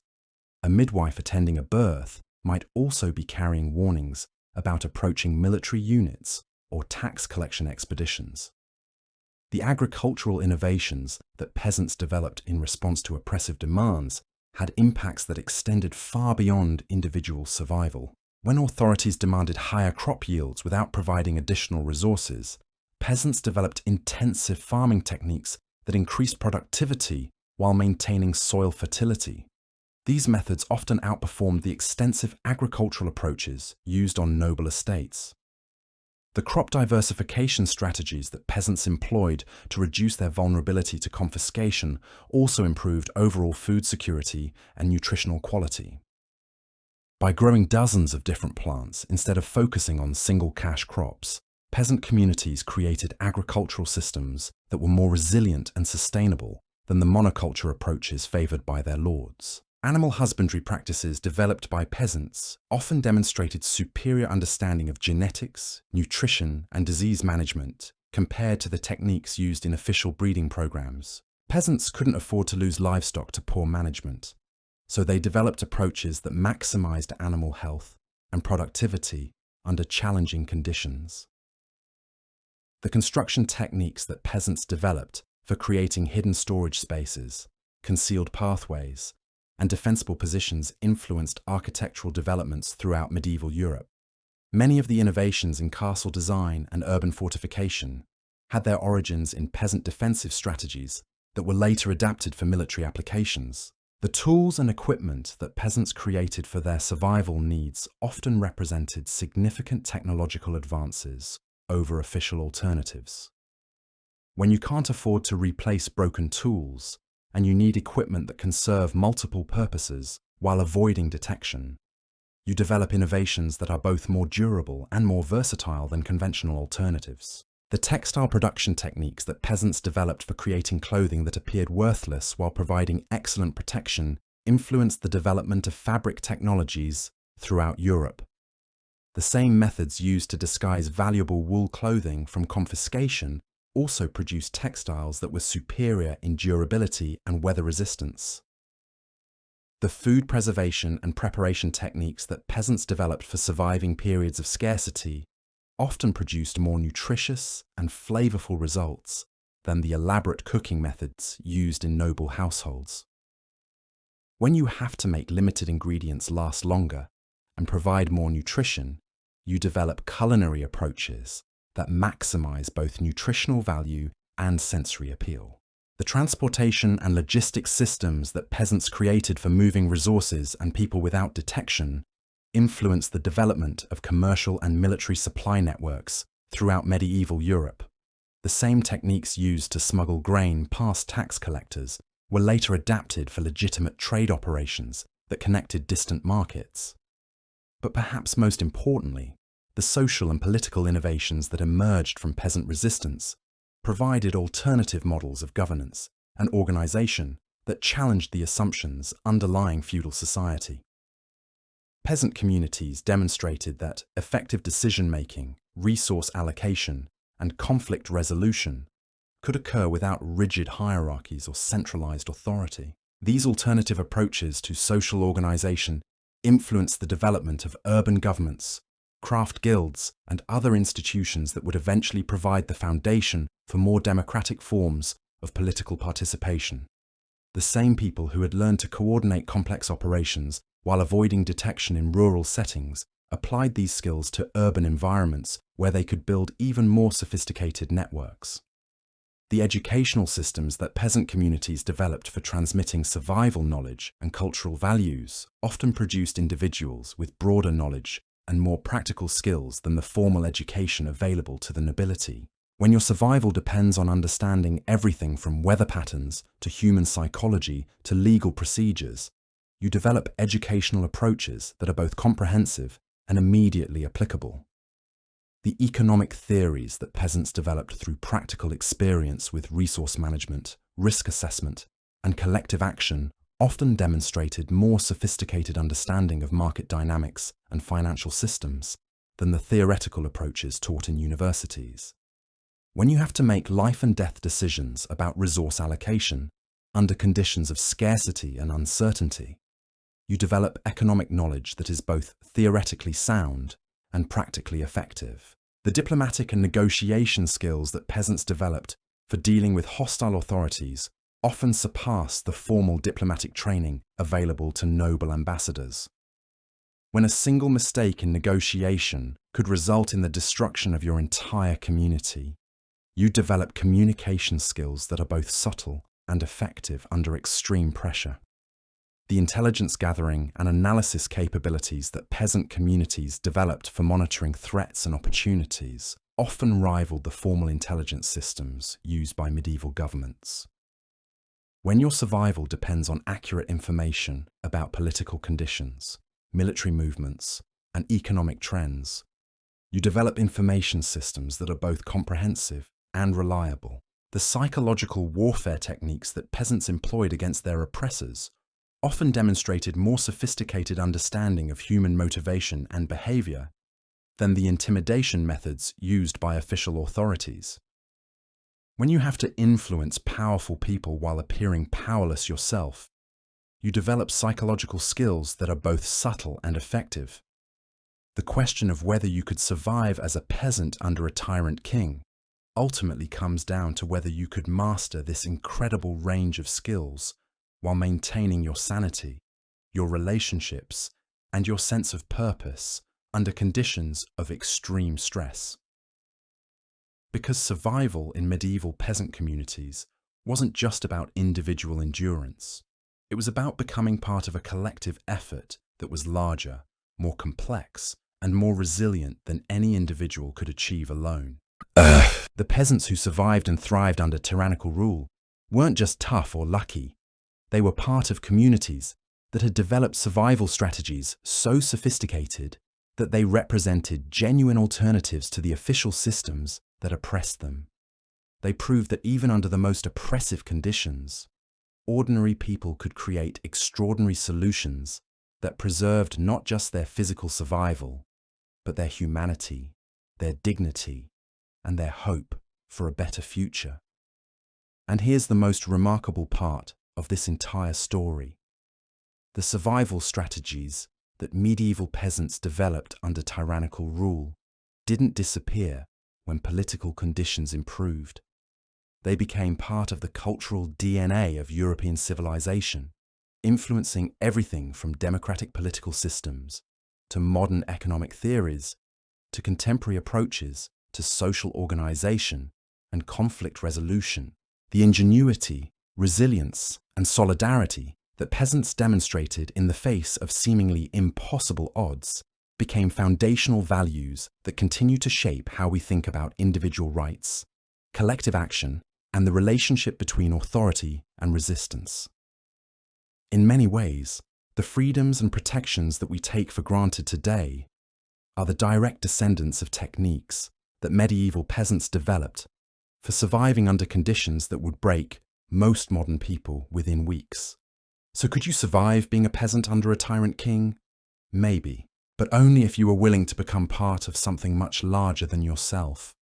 Something that required not just physical courage, but intellectual sophistication, emotional resilience, and an unshakable commitment to the belief that ordinary people deserve better than the suffering that powerful people try to impose on them.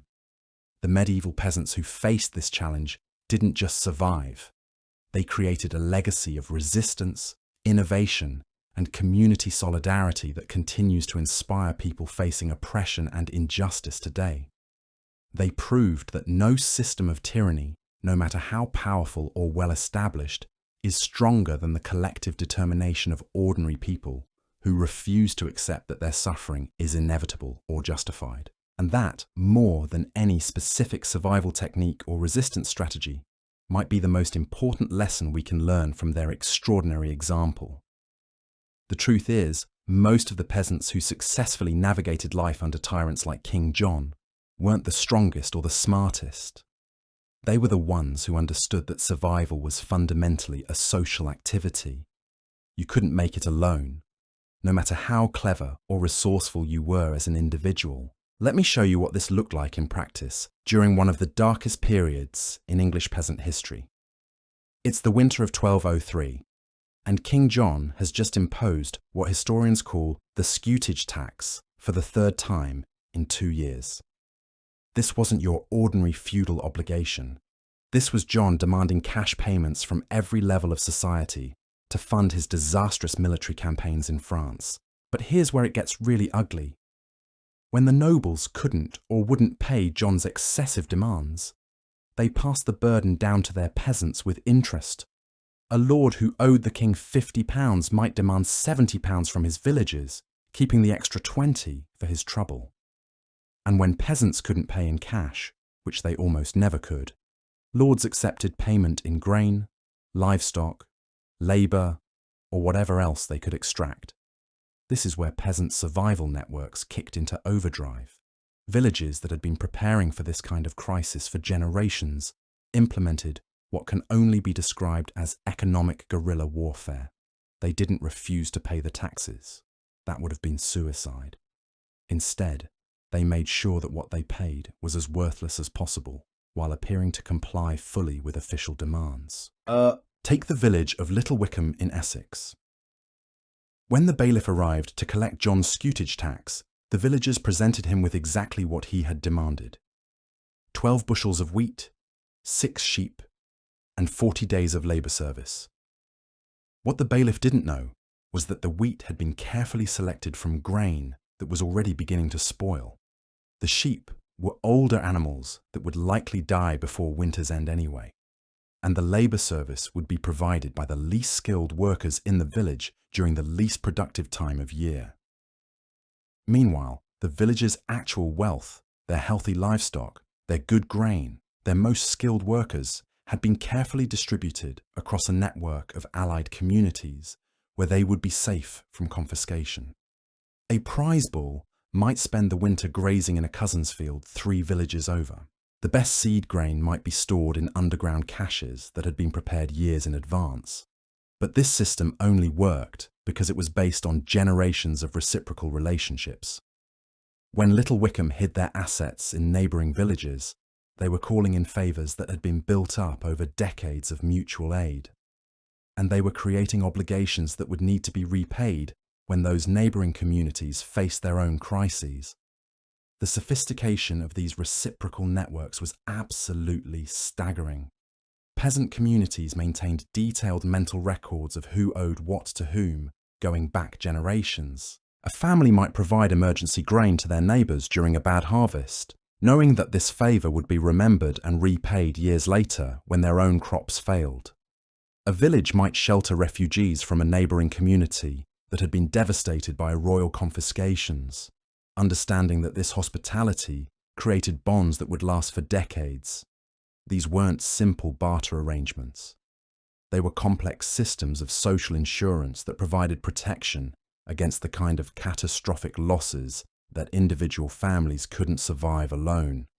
When King John's officials seized a family's entire grain store as punishment for some minor infraction, the community's mutual aid network would ensure that the family didn't starve. When a peasant was conscripted for military service at the worst possible time, his neighbours would work his fields and care for his livestock until he returned. The timing and coordination required for these operations was mind-boggling. Consider what happened during the infamous winter of 1205, when John demanded emergency food supplies for his armies, in addition to the regular taxes that were already crushing peasant communities. Villages throughout England had perhaps 2 weeks' notice before royal collectors would arrive to seize whatever they could find. In that 2-week window, peasant communities across the country implemented contingency plans that had been developed over years of preparation. Grain stores were redistributed to locations that were less obvious or less accessible to mounted officials. Livestock was moved to forest pastures where it would be harder to find and count.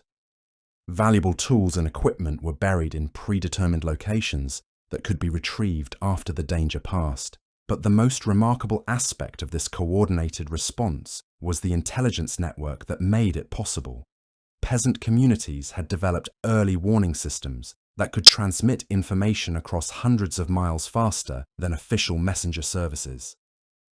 A royal tax expedition leaving London could be tracked and its destination predicted by a network of observers who appeared to be engaged routine activities. Incompletely, shepherds watching their flocks on hillsides could observe and report the movement of official parties along main roads. Merchants travelling between markets could carry coded messages about the size and intentions of approaching threats. Even children playing games could serve as lookouts and message carriers, their presence so common and innocent that officials never thought to question their activities. The codes and signals that peasants used for these communications were often hidden in plain sight. A particular arrangement of stones along a path might indicate the number of approaching horsemen. The way smoke rose from cooking fires could signal whether the approaching officials were friendly or hostile. Even the songs that people sang while working in the fields could carry information about political conditions in distant areas. Women played absolutely crucial roles in these intelligence networks, partly because they were less likely to be suspected of political activity, but also because their daily activities naturally created opportunities for information gathering and transmission. A woman traveling to market in the next village had legitimate reasons to talk with people from multiple communities.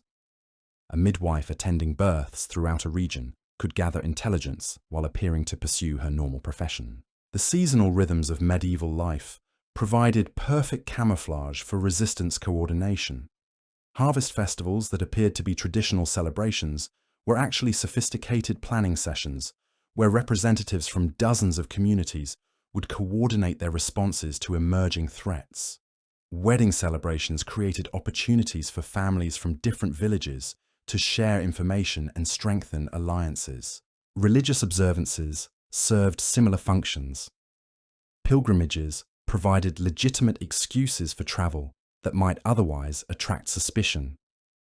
Church services created opportunities for coded communication through hymns and prayers that carried multiple meanings. Saints' days and holy observances justified gatherings that brought together people who might otherwise have no reason to meet. But perhaps the most ingenious aspect of peasant resistance was how they weaponized their own apparent powerlessness.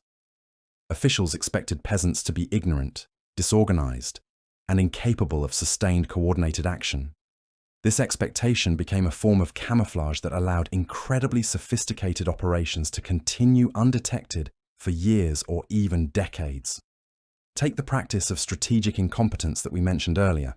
When King John demanded that villages provide skilled craftsmen for royal construction projects, peasant communities would comply by sending their least competent workers while keeping their most skilled artisans safely hidden. The royal projects would proceed, but slowly and badly, creating delays and cost overruns that made such demands less attractive in the future. The same principle applied to military service. When peasants were conscripted for John's armies, communities would send their least effective fighters while finding ways to keep their most capable defenders at home.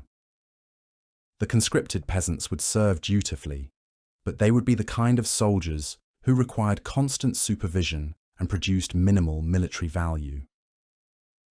This strategic incompetence extended to every aspect of peasant interaction with official authority. When bailiffs demanded information about community resources, they would receive answers that were technically truthful but practically useless. When tax collectors tried to assess the value of peasant property, they would find that everything appeared to be in worse condition than it actually was. The psychological warfare aspects of this resistance were remarkably sophisticated. Peasants learned to project exactly the image that would make officials want to spend as little time as possible in their communities. They would appear just prosperous enough to be worth taxing, but just poor enough to make the taxation process tedious and unrewarding. This required incredible discipline and coordination across entire communities. Everyone had to maintain the same facade, tell consistent stories, and avoid any behavior that might reveal the true extent of their capabilities or resources. Children had to be trained from early ages to understand their roles in these deception operations without fully comprehending the dangers involved. The legal strategies that peasant communities developed were equally impressive. While most peasants couldn't read or write, some members of each community became experts in the procedures and precedents that governed official interactions. These legal specialists learned how to use the system's own rules to create delays, complications, and opportunities for resistance. When faced with unfair demands or arbitrary punishments, peasant communities would demand proper documentation, appeal to higher authorities, and invoke ancient customs and privileges that officials might not know how to handle. These legal maneuvers rarely provided complete protection, but they could buy time for other survival strategies to be implemented. The development of alternative economic systems became increasingly important as royal taxation grew more oppressive.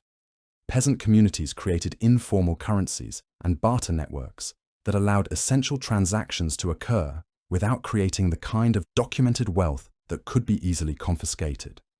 Services would be exchanged for other services without involving money that could be counted by tax collectors. Valuable goods would be transformed into forms that were less recognizable or less attractive to officials. Wealth would be stored in relationships and obligations, rather than physical assets that could be seized. These alternative economic systems also provided insurance against the kind of catastrophic losses that could destroy individual families. When a peasant's crops failed or his livestock was confiscated, the community's informal economy could provide emergency support that didn't appear in any official records. The agricultural strategies that peasants developed in response to oppressive demands often produced innovations that were more effective than the techniques used on noble estates. When officials demanded higher crop yields without providing additional resources, peasants developed intensive farming methods that maximize productivity while maintaining soil fertility. The crop diversification that peasants employed to reduce their vulnerability to confiscation also created agricultural systems that were more resilient and sustainable than the monoculture approaches favored by their lords. By growing dozens of different plants instead of focusing on single cash crops, peasant communities created food security that didn't depend on the success of any individual harvest. Animal husbandry practices developed by peasants often demonstrated superior understanding of genetics, nutrition, and disease management. When you can't afford to lose livestock to poor management, you develop techniques that maximize animal health and productivity under challenging conditions. The construction methods that peasants used for their homes and storage facilities incorporated defensive features that weren't obvious to casual observers. Underground storage spaces, concealed escape routes, and hidden compartments were integrated into structures that appeared to be simple agricultural buildings. These architectural innovations were often disguised as practical improvements for farming or weather protection. A new barn might include hidden spaces that weren't apparent from routine inspection. A well or drainage project might create underground areas that could serve other purposes during emergencies. The textile production that peasants developed for creating protective clothing often resulted in fabrics that were superior to the expensive materials used by the nobility. When you need clothing that provides excellent protection while appearing worthless to potential thieves, you develop techniques that maximize both function and camouflage. Food preservation and preparation methods that peasants created for surviving periods of scarcity often produced more nutritious and flavorful results than the elaborate cooking used in royal households. When you have to make limited ingredients last longer and provide more nutrition, you develop culinary approaches that maximize both health and satisfaction. The transportation systems that peasants developed for moving resources and people without detection influenced logistics throughout medieval Europe. The same techniques used to smuggle grain past tax collectors were later adapted for legitimate trade operations that connected distant markets. But beyond all these practical innovations, the most remarkable achievement of medieval peasant communities was their ability to maintain hope and social cohesion under conditions that would break most modern societies within months. They created cultural practices that celebrated small victories while preparing for larger struggles. They developed educational systems that prepared children for harsh realities while preserving their capacity for innovation and joy. The stories, songs, and traditions that emerged from this era of struggle became foundational elements of European popular culture. Tales of clever peasants outwitting corrupt officials, brave communities standing up to tyrannical lords, and ordinary people finding dignity in the face of oppression became part of the shared heritage that helped define European identity. These cultural innovations weren't just entertainment.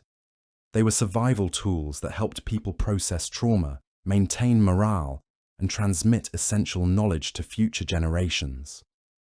A folk tale about a peasant tricking a greedy bailiff might actually contain detailed instructions for avoiding tax collectors. A song about seasonal celebrations might encode information about the best times for various resistance activities. The religious adaptations that peasant communities developed provided both spiritual comfort and practical guidance for surviving under oppression. While official church doctrine supported the existing social order, peasant Christianity emphasized themes of liberation, justice, and divine protection for the innocent that provided psychological resources for resistance. Local saints and religious figures were often reimagined as protectors of peasant communities against tyrannical authority.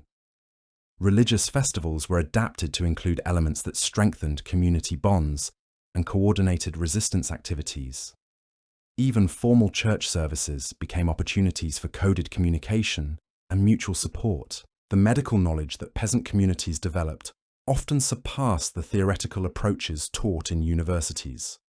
When official medical care was non-existent and professional physicians served only the wealthy, peasants became experts in treating everything from malnutrition to battle wounds to diseases caused by poor living conditions. Village healers understood the connections between environmental conditions and health outcomes in ways that wouldn't be formally recognized by official medicine for centuries. They created treatments using local plants and minerals that provided genuine therapeutic benefits without the dangerous side effects of many contemporary medical practices. These medical practitioners also served intelligence functions, gathering information about political conditions while appearing to make routine health visits. A healer traveling between communities to treat patients could also carry messages and coordinate resistance activities without attracting official attention. The educational systems that peasant communities created for transmitting survival knowledge often produced individuals with broader practical skills than the formal education available to the nobility. When survival depends on understanding everything from weather patterns to human psychology to legal procedures, you develop learning approaches that are both comprehensive and immediately useful. Children in peasant communities learned not just agricultural skills, but also political awareness, risk assessment, and community coordination techniques that would serve them throughout their lives. This education was carefully integrated into daily activities and cultural practices to avoid attracting attention from authorities who might suppress more obvious forms of instruction. The diplomatic skills that peasants developed for dealing with hostile officials often exceeded the formal training available to noble ambassadors. When a single mistake in negotiation could result in the destruction of your entire community, you develop communication abilities that are both subtle and effective under extreme pressure. These negotiation skills were based on deep understanding of human psychology and political dynamics. Peasants learned to read the motivations and weaknesses of their oppressors, to identify potential allies within the official hierarchy, and to present their positions in ways that made resistance appear reasonable while avoiding direct challenges to authority.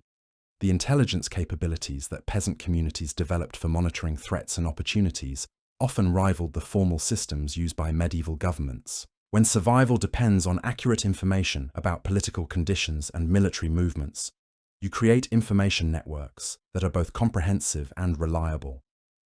These intelligence systems were based on careful observation, systematic analysis, and secure communication methods that allowed accurate assessments to be developed and transmitted across wide geographical areas. The same networks that warned of approaching tax collectors also provided strategic intelligence about political developments that might affect peasant communities. The psychological resilience that peasants demonstrated under prolonged oppression was perhaps their most remarkable achievement.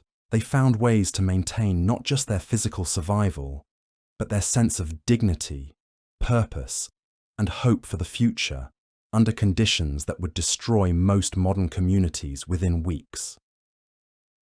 This resilience wasn't just individual toughness. It was collective strength based on shared values, mutual support, and cultural practices that helped people endure suffering while maintaining their humanity. Peasant communities proved that even under the most oppressive conditions, ordinary people could preserve the social bonds and moral commitments that make civilization possible. So when we ask whether you could survive as a peasant under a tyrant king, we're really asking whether you could become part of this extraordinary collective achievement. Because survival in medieval peasant communities wasn't about individual endurance or clever tricks. It was about joining something larger than yourself, something that combined practical innovation with moral courage, in ways alternatives to the systems that created genuine, that oppressed them. The peasants who thrived under tyrannical rule weren't just survivors.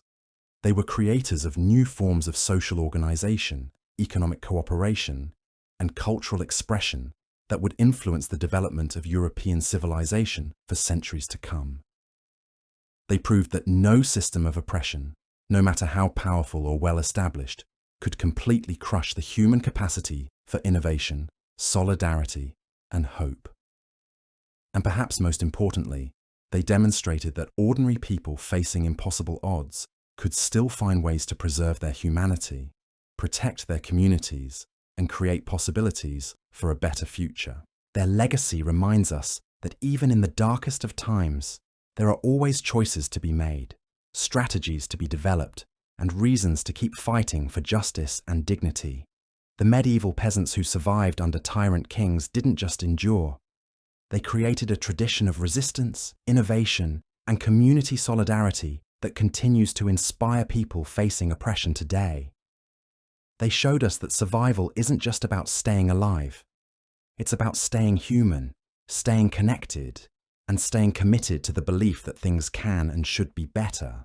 That might be the most important lesson we can learn from their extraordinary example. Not just how to survive tyranny, but how to resist it, how to build alternatives to it, and how to maintain hope for something better, even when everything seems hopeless. Because in the end, the question isn't whether you could survive being a peasant under a tyrant king. The question is whether you could help build the kind of community that would make such survival not just possible, but meaningful.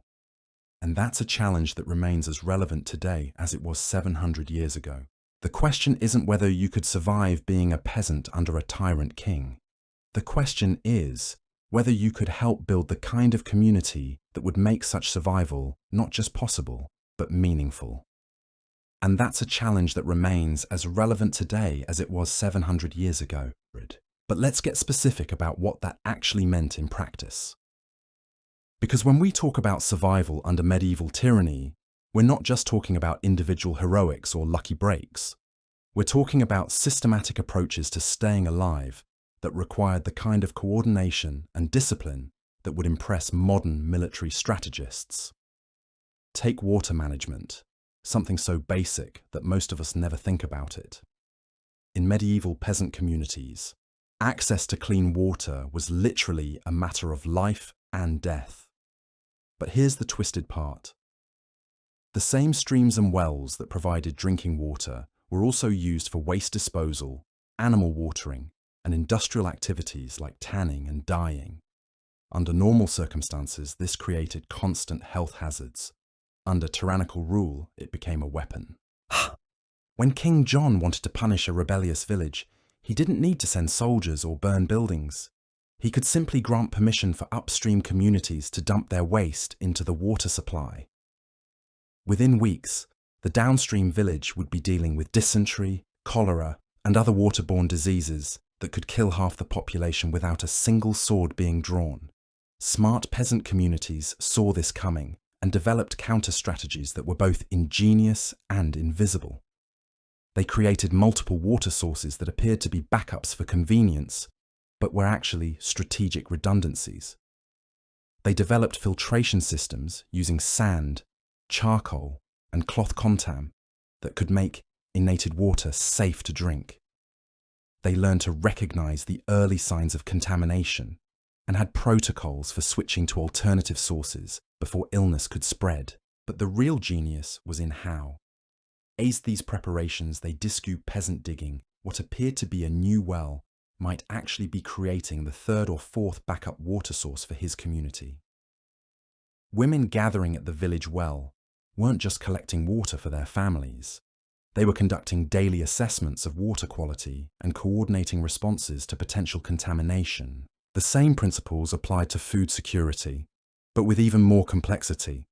We've talked about hiding grain and livestock, but the medieval diet was much more sophisticated than most people realize. Peasants didn't just eat bread and porridge. They maintained complex nutritional profiles using dozens of different plants, many of which grew wild and couldn't be easily confiscated by officials. Consider the role of foraging in peasant survival. Modern people think of foraging as a hobby for enthusiasts. Nature. For medieval peasants, it was advanced nutritional science practiced under life and death conditions.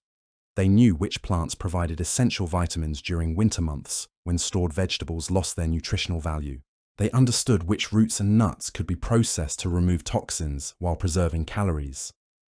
They could identify dozens of edible insects that provided crucial protein when other sources were unavailable. This knowledge wasn't casual. It was systematic, detailed, and passed down through generations with the precision of medical training. A peasant woman could look at a forest floor and identify 20 different food sources that were invisible to untrained eyes.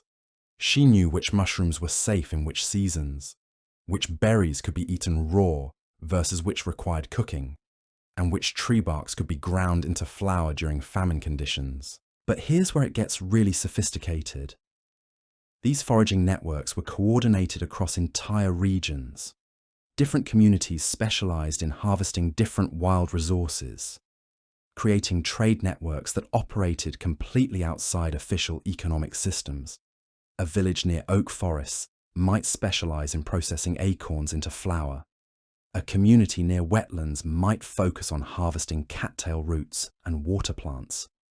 These resources would be traded through informal networks that provided nutritional diversity while remaining invisible to tax collectors.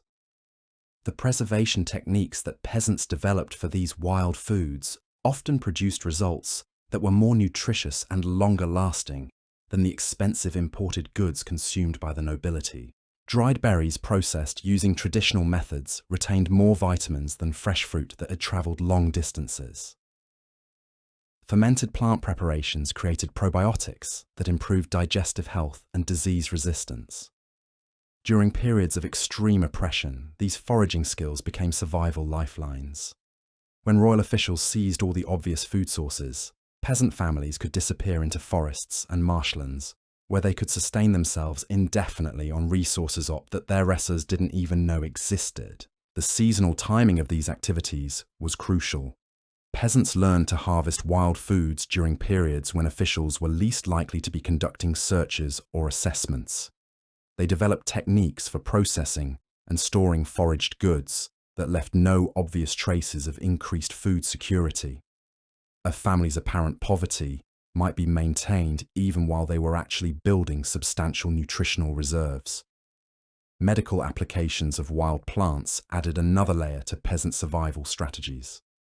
The same foraging expeditions that gathered food also collected medicinal plants that could treat everything from minor injuries to serious diseases. Village healers maintained detailed knowledge of which plants were effective for which conditions, how to prepare them properly, and how to administer them safely. This medical knowledge became particularly important during times when official medical care was either unavailable or actively hostile. When peasants were injured during forced labor projects, they couldn't rely on treatment from their oppressors. When diseases spread through overcrowded, unsanitary villages, professional physicians wouldn't come to help. Peasant communities had to develop their own medical capabilities that were both effective and completely self-sufficient. The psychological aspects of herbal medicine were as important as the physical treatments. During periods of extreme stress and trauma, peasant healers used plant-based remedies to help people manage anxiety, depression, and the mental effects of living under constant threat. These weren't primitive superstitions. They were sophisticated approaches to mental health that often produced better results than the theoretical treatments available to the wealthy. But let's talk about something that really shows the incredible depth of peasant survival knowledge. Textile production under conditions of oppression required skills that were part engineering, part chemistry, and part military strategy. Everyone knows that peasants made their own clothes, but the reality was much more complex. Peasant textile production was a highly advanced industrial process that had to operate under severe constraints while producing results that could mean the difference between life and death during harsh winters. Start with fiber production. Peasants couldn't just buy wool or linen.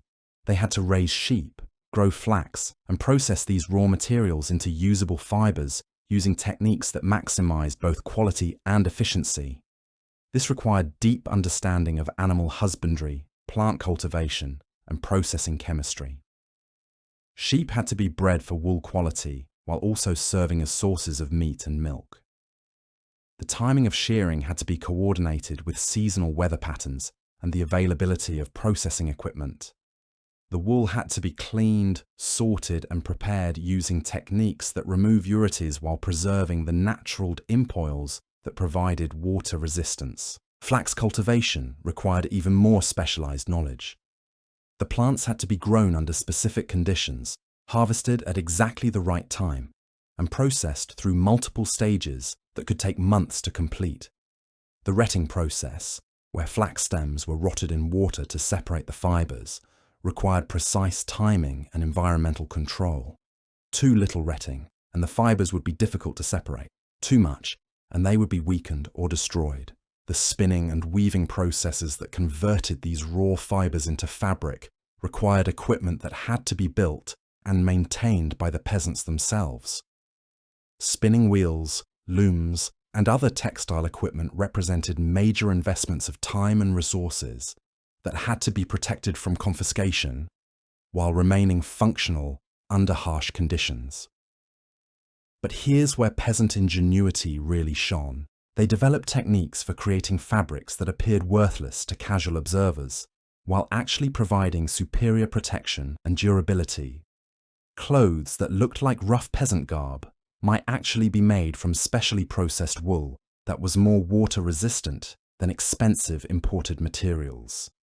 Dyes made from local plants could create colors that appeared drab, but were actually more fade-resistant than costly commercial alternatives. The construction techniques used for peasant clothing incorporated features that weren't obvious, but were crucial for survival. Garments were designed with hidden pockets and compartments that could conceal valuables or small tools. Clothing was constructed to be easily modified or repaired using minimal resources. Multiple layers could be worn together for warmth or separated for different seasonal conditions. Even the social aspects of textile production served survival functions. Spinning and weaving sessions brought women together for what appeared to be routine domestic work, but were actually intelligence gathering and planning meetings. The rhythm of shared textile work created natural opportunities for coded communication and coordination. The maintenance and repair of textiles required knowledge that extended far beyond basic sewing. Peasants learned to darn holes, patch tears, and reinforce weak spots in ways that actually strengthened the fabric beyond its original condition. They developed techniques for waterproofing, insect-proofing, and flame retarding that used locally available materials. Storage and preservation of textiles had to account for the constant threat of confiscation or destruction. Valuable clothing items were often hidden in locations that were disguised as routine storage areas. Techniques for protecting fabrics from moisture, insects, and rodents had to work reliably over long periods without regular maintenance. The economic aspects of textile production created additional opportunities for resistance and survival. Peasant communities developed informal trade networks for exchanging textile goods and services that operated parallel to official economic systems.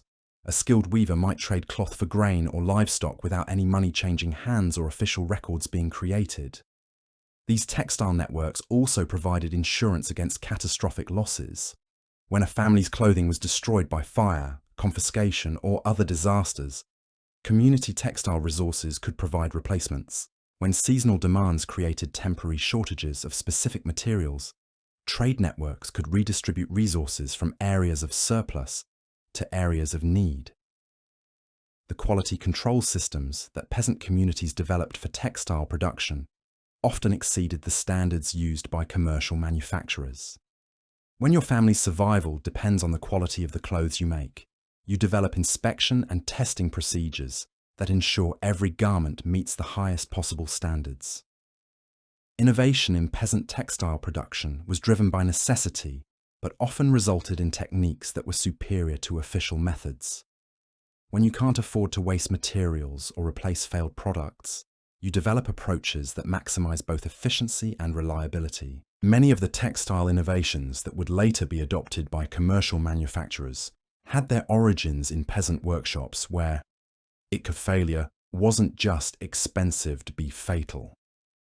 The seasonal coordination of textile production required planning and resource management that extended across entire years. Different phases of textile work had to be timed to coordinate with agricultural cycles, weather patterns, and the availability of processing equipment. This integration of textile and agricultural activities created efficiencies that allowed peasant communities to maintain higher living standards than their apparent resources would suggest. Training and education in textile skills began in early childhood and continued throughout life. Children learned basic skills like spinning and simple weaving before they were old enough for other work. As they matured, they gradually took on more complex responsibilities until they could manage entire textile production processes independently. But this education wasn't just about technical skills. It was also about understanding the economic, social, and political dimensions of textile production. Young people learned how textile work fit into community survival strategies, how it provided opportunities for resistance and mutual aid, and how it could be used to maintain dignity and self-respect under oppressive conditions. The tools and equipment used for textile production had to be maintained and repaired by the peasants themselves. This required metalworking skills, woodworking abilities, and mechanical knowledge that extended far beyond basic textile techniques. A peasant who could maintain a loom or repair a spinning wheel was providing essential services that kept entire communities clothed and warm. The integration of textile production with other survival activities created synergies that multiplied the effectiveness of peasant resistance strategies. The same plants used for textile dyes might also have medicinal properties. The same animals raised for wool might also provide meat, milk, and leather. The same trade networks used for textile goods might also distribute food, tools, and information. Environmental adaptation in textile production required understanding of local climate conditions, seasonal patterns, and resource availability. Peasants learned to work with the materials that were available in their specific regions while developing techniques that could be adapted to different environmental conditions as needed. The psychological benefits of textile production were as important as the practical results. Creating beautiful, functional clothing provided a sense of accomplishment and pride that helped maintain morale under oppressive conditions. The social connections formed during shared textile work provided emotional support and community bonding that strengthened resistance networks. Quality of life improvements that resulted from advanced textile skills often made the difference between mere survival and actually thriving under difficult conditions. Families with superior clothing were better protected from weather, more resistant to disease, and more capable of maintaining their health and productivity during harsh winters. Cultural preservation through textile traditions helped maintain community identity and values under pressure to conform to oppressive systems. Traditional patterns, colors, and construction techniques carried cultural meanings that reinforced community bonds and preserved historical knowledge that might otherwise be lost. The legacy of peasant textile innovations extended far beyond the immediate survival needs that created them. Many of the techniques, materials, and design principles developed by medieval peasants continued to influence textile production for centuries. The same communities that learned to create superior fabrics under oppressive conditions became centers of textile innovation that contributed to broader economic and technological development. But perhaps most importantly, peasant textile production demonstrated the incredible human capacity for creating beauty, functionality, and meaning even under the most difficult circumstances. In communities where survival was never guaranteed and oppression was constant, people still found ways to make clothes that were not just protective, but also beautiful, not just functional, but also expressive of their values and identity. This brings us to one of the most remarkable aspects of peasant survival under tyrannical rule. Despite living under conditions that would destroy most modern communities within weeks, medieval peasants found ways to maintain not just their physical survival, but their cultural vitality, their social connections, and their sense of hope for the future.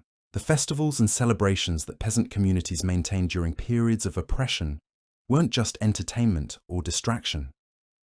They were essential survival tools that served multiple functions simultaneously. Religious holidays provided legitimate excuses for gatherings that might otherwise attract suspicion.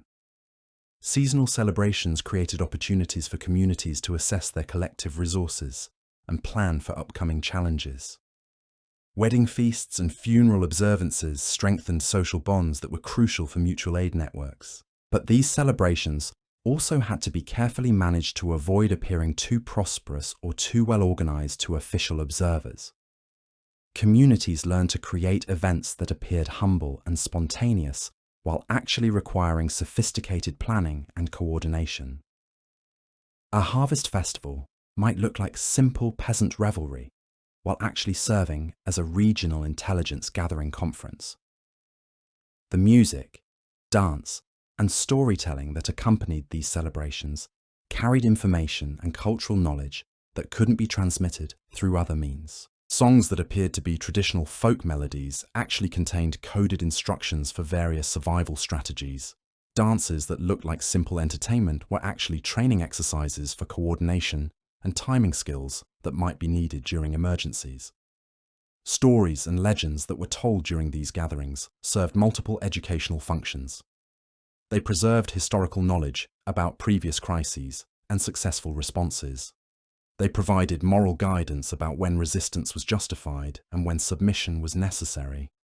They maintained cultural identity and values that helped communities resist the psychological pressures of oppression. The food that was prepared for these celebrations had to balance the need to demonstrate community prosperity with the requirement to avoid attracting unwanted attention from officials. Peasants learned to create feasts that appeared modest while actually providing excellent nutrition and demonstrating sophisticated culinary skills. Preparation for these events required the same kind of coordination and resource management that characterized other survival activities. Communities had to plan months in advance, coordinate contributions from multiple families, and ensure that the celebration would strengthen rather than weaken their collective security. The timing of celebrations had to account for agricultural cycles, weather patterns, and political conditions. A festival that was held at the wrong time might interfere with crucial work activities, or attract attention from officials who were conducting assessments or collections. But the psychological benefits of these celebrations were perhaps their most important function. In communities where daily life was dominated by fear, uncertainty, and backbreaking labor, celebrations provided essential opportunities for joy, relaxation, and social bonding.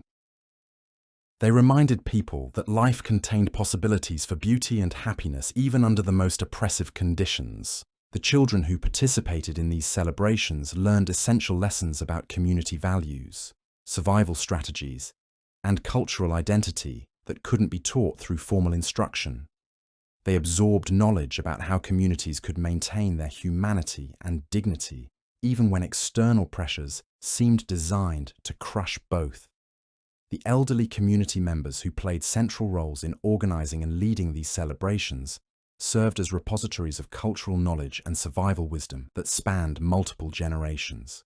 Their participation ensured that essential information was preserved and transmitted, even as political conditions changed. Recovery from the brutal suppression that followed, failed resistance attempts, like the Peasants' Revolt, required communities to rebuild not just their material resources, but also their social cohesion and psychological resilience. The celebrations and cultural activities that emerged during these recovery periods were often more sophisticated and meaningful than what had existed before the crisis.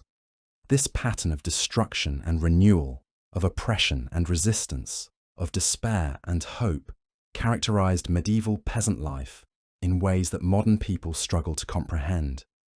Communities that were devastated by royal retaliation would slowly rebuild themselves, often emerging stronger and more sophisticated than they had been before the crisis. The survival strategies that we've been exploring weren't just individual techniques or community practices. They were part of a broader cultural evolution that transformed medieval European society over centuries. The same communities that learned to survive under tyrannical rulers eventually became the foundation for more democratic and prosperous societies. So there you have it. The brutal, unvarnished truth about surviving as a peasant under a tyrant king. These weren't just tough people who got lucky. They were master strategists who turned oppression into opportunity, who built invisible networks that outlasted kingdoms, and who proved that no system of tyranny is stronger than ordinary people who refuse to accept that their suffering is inevitable. The legacy of their resistance lives on in every freedom we take for granted today.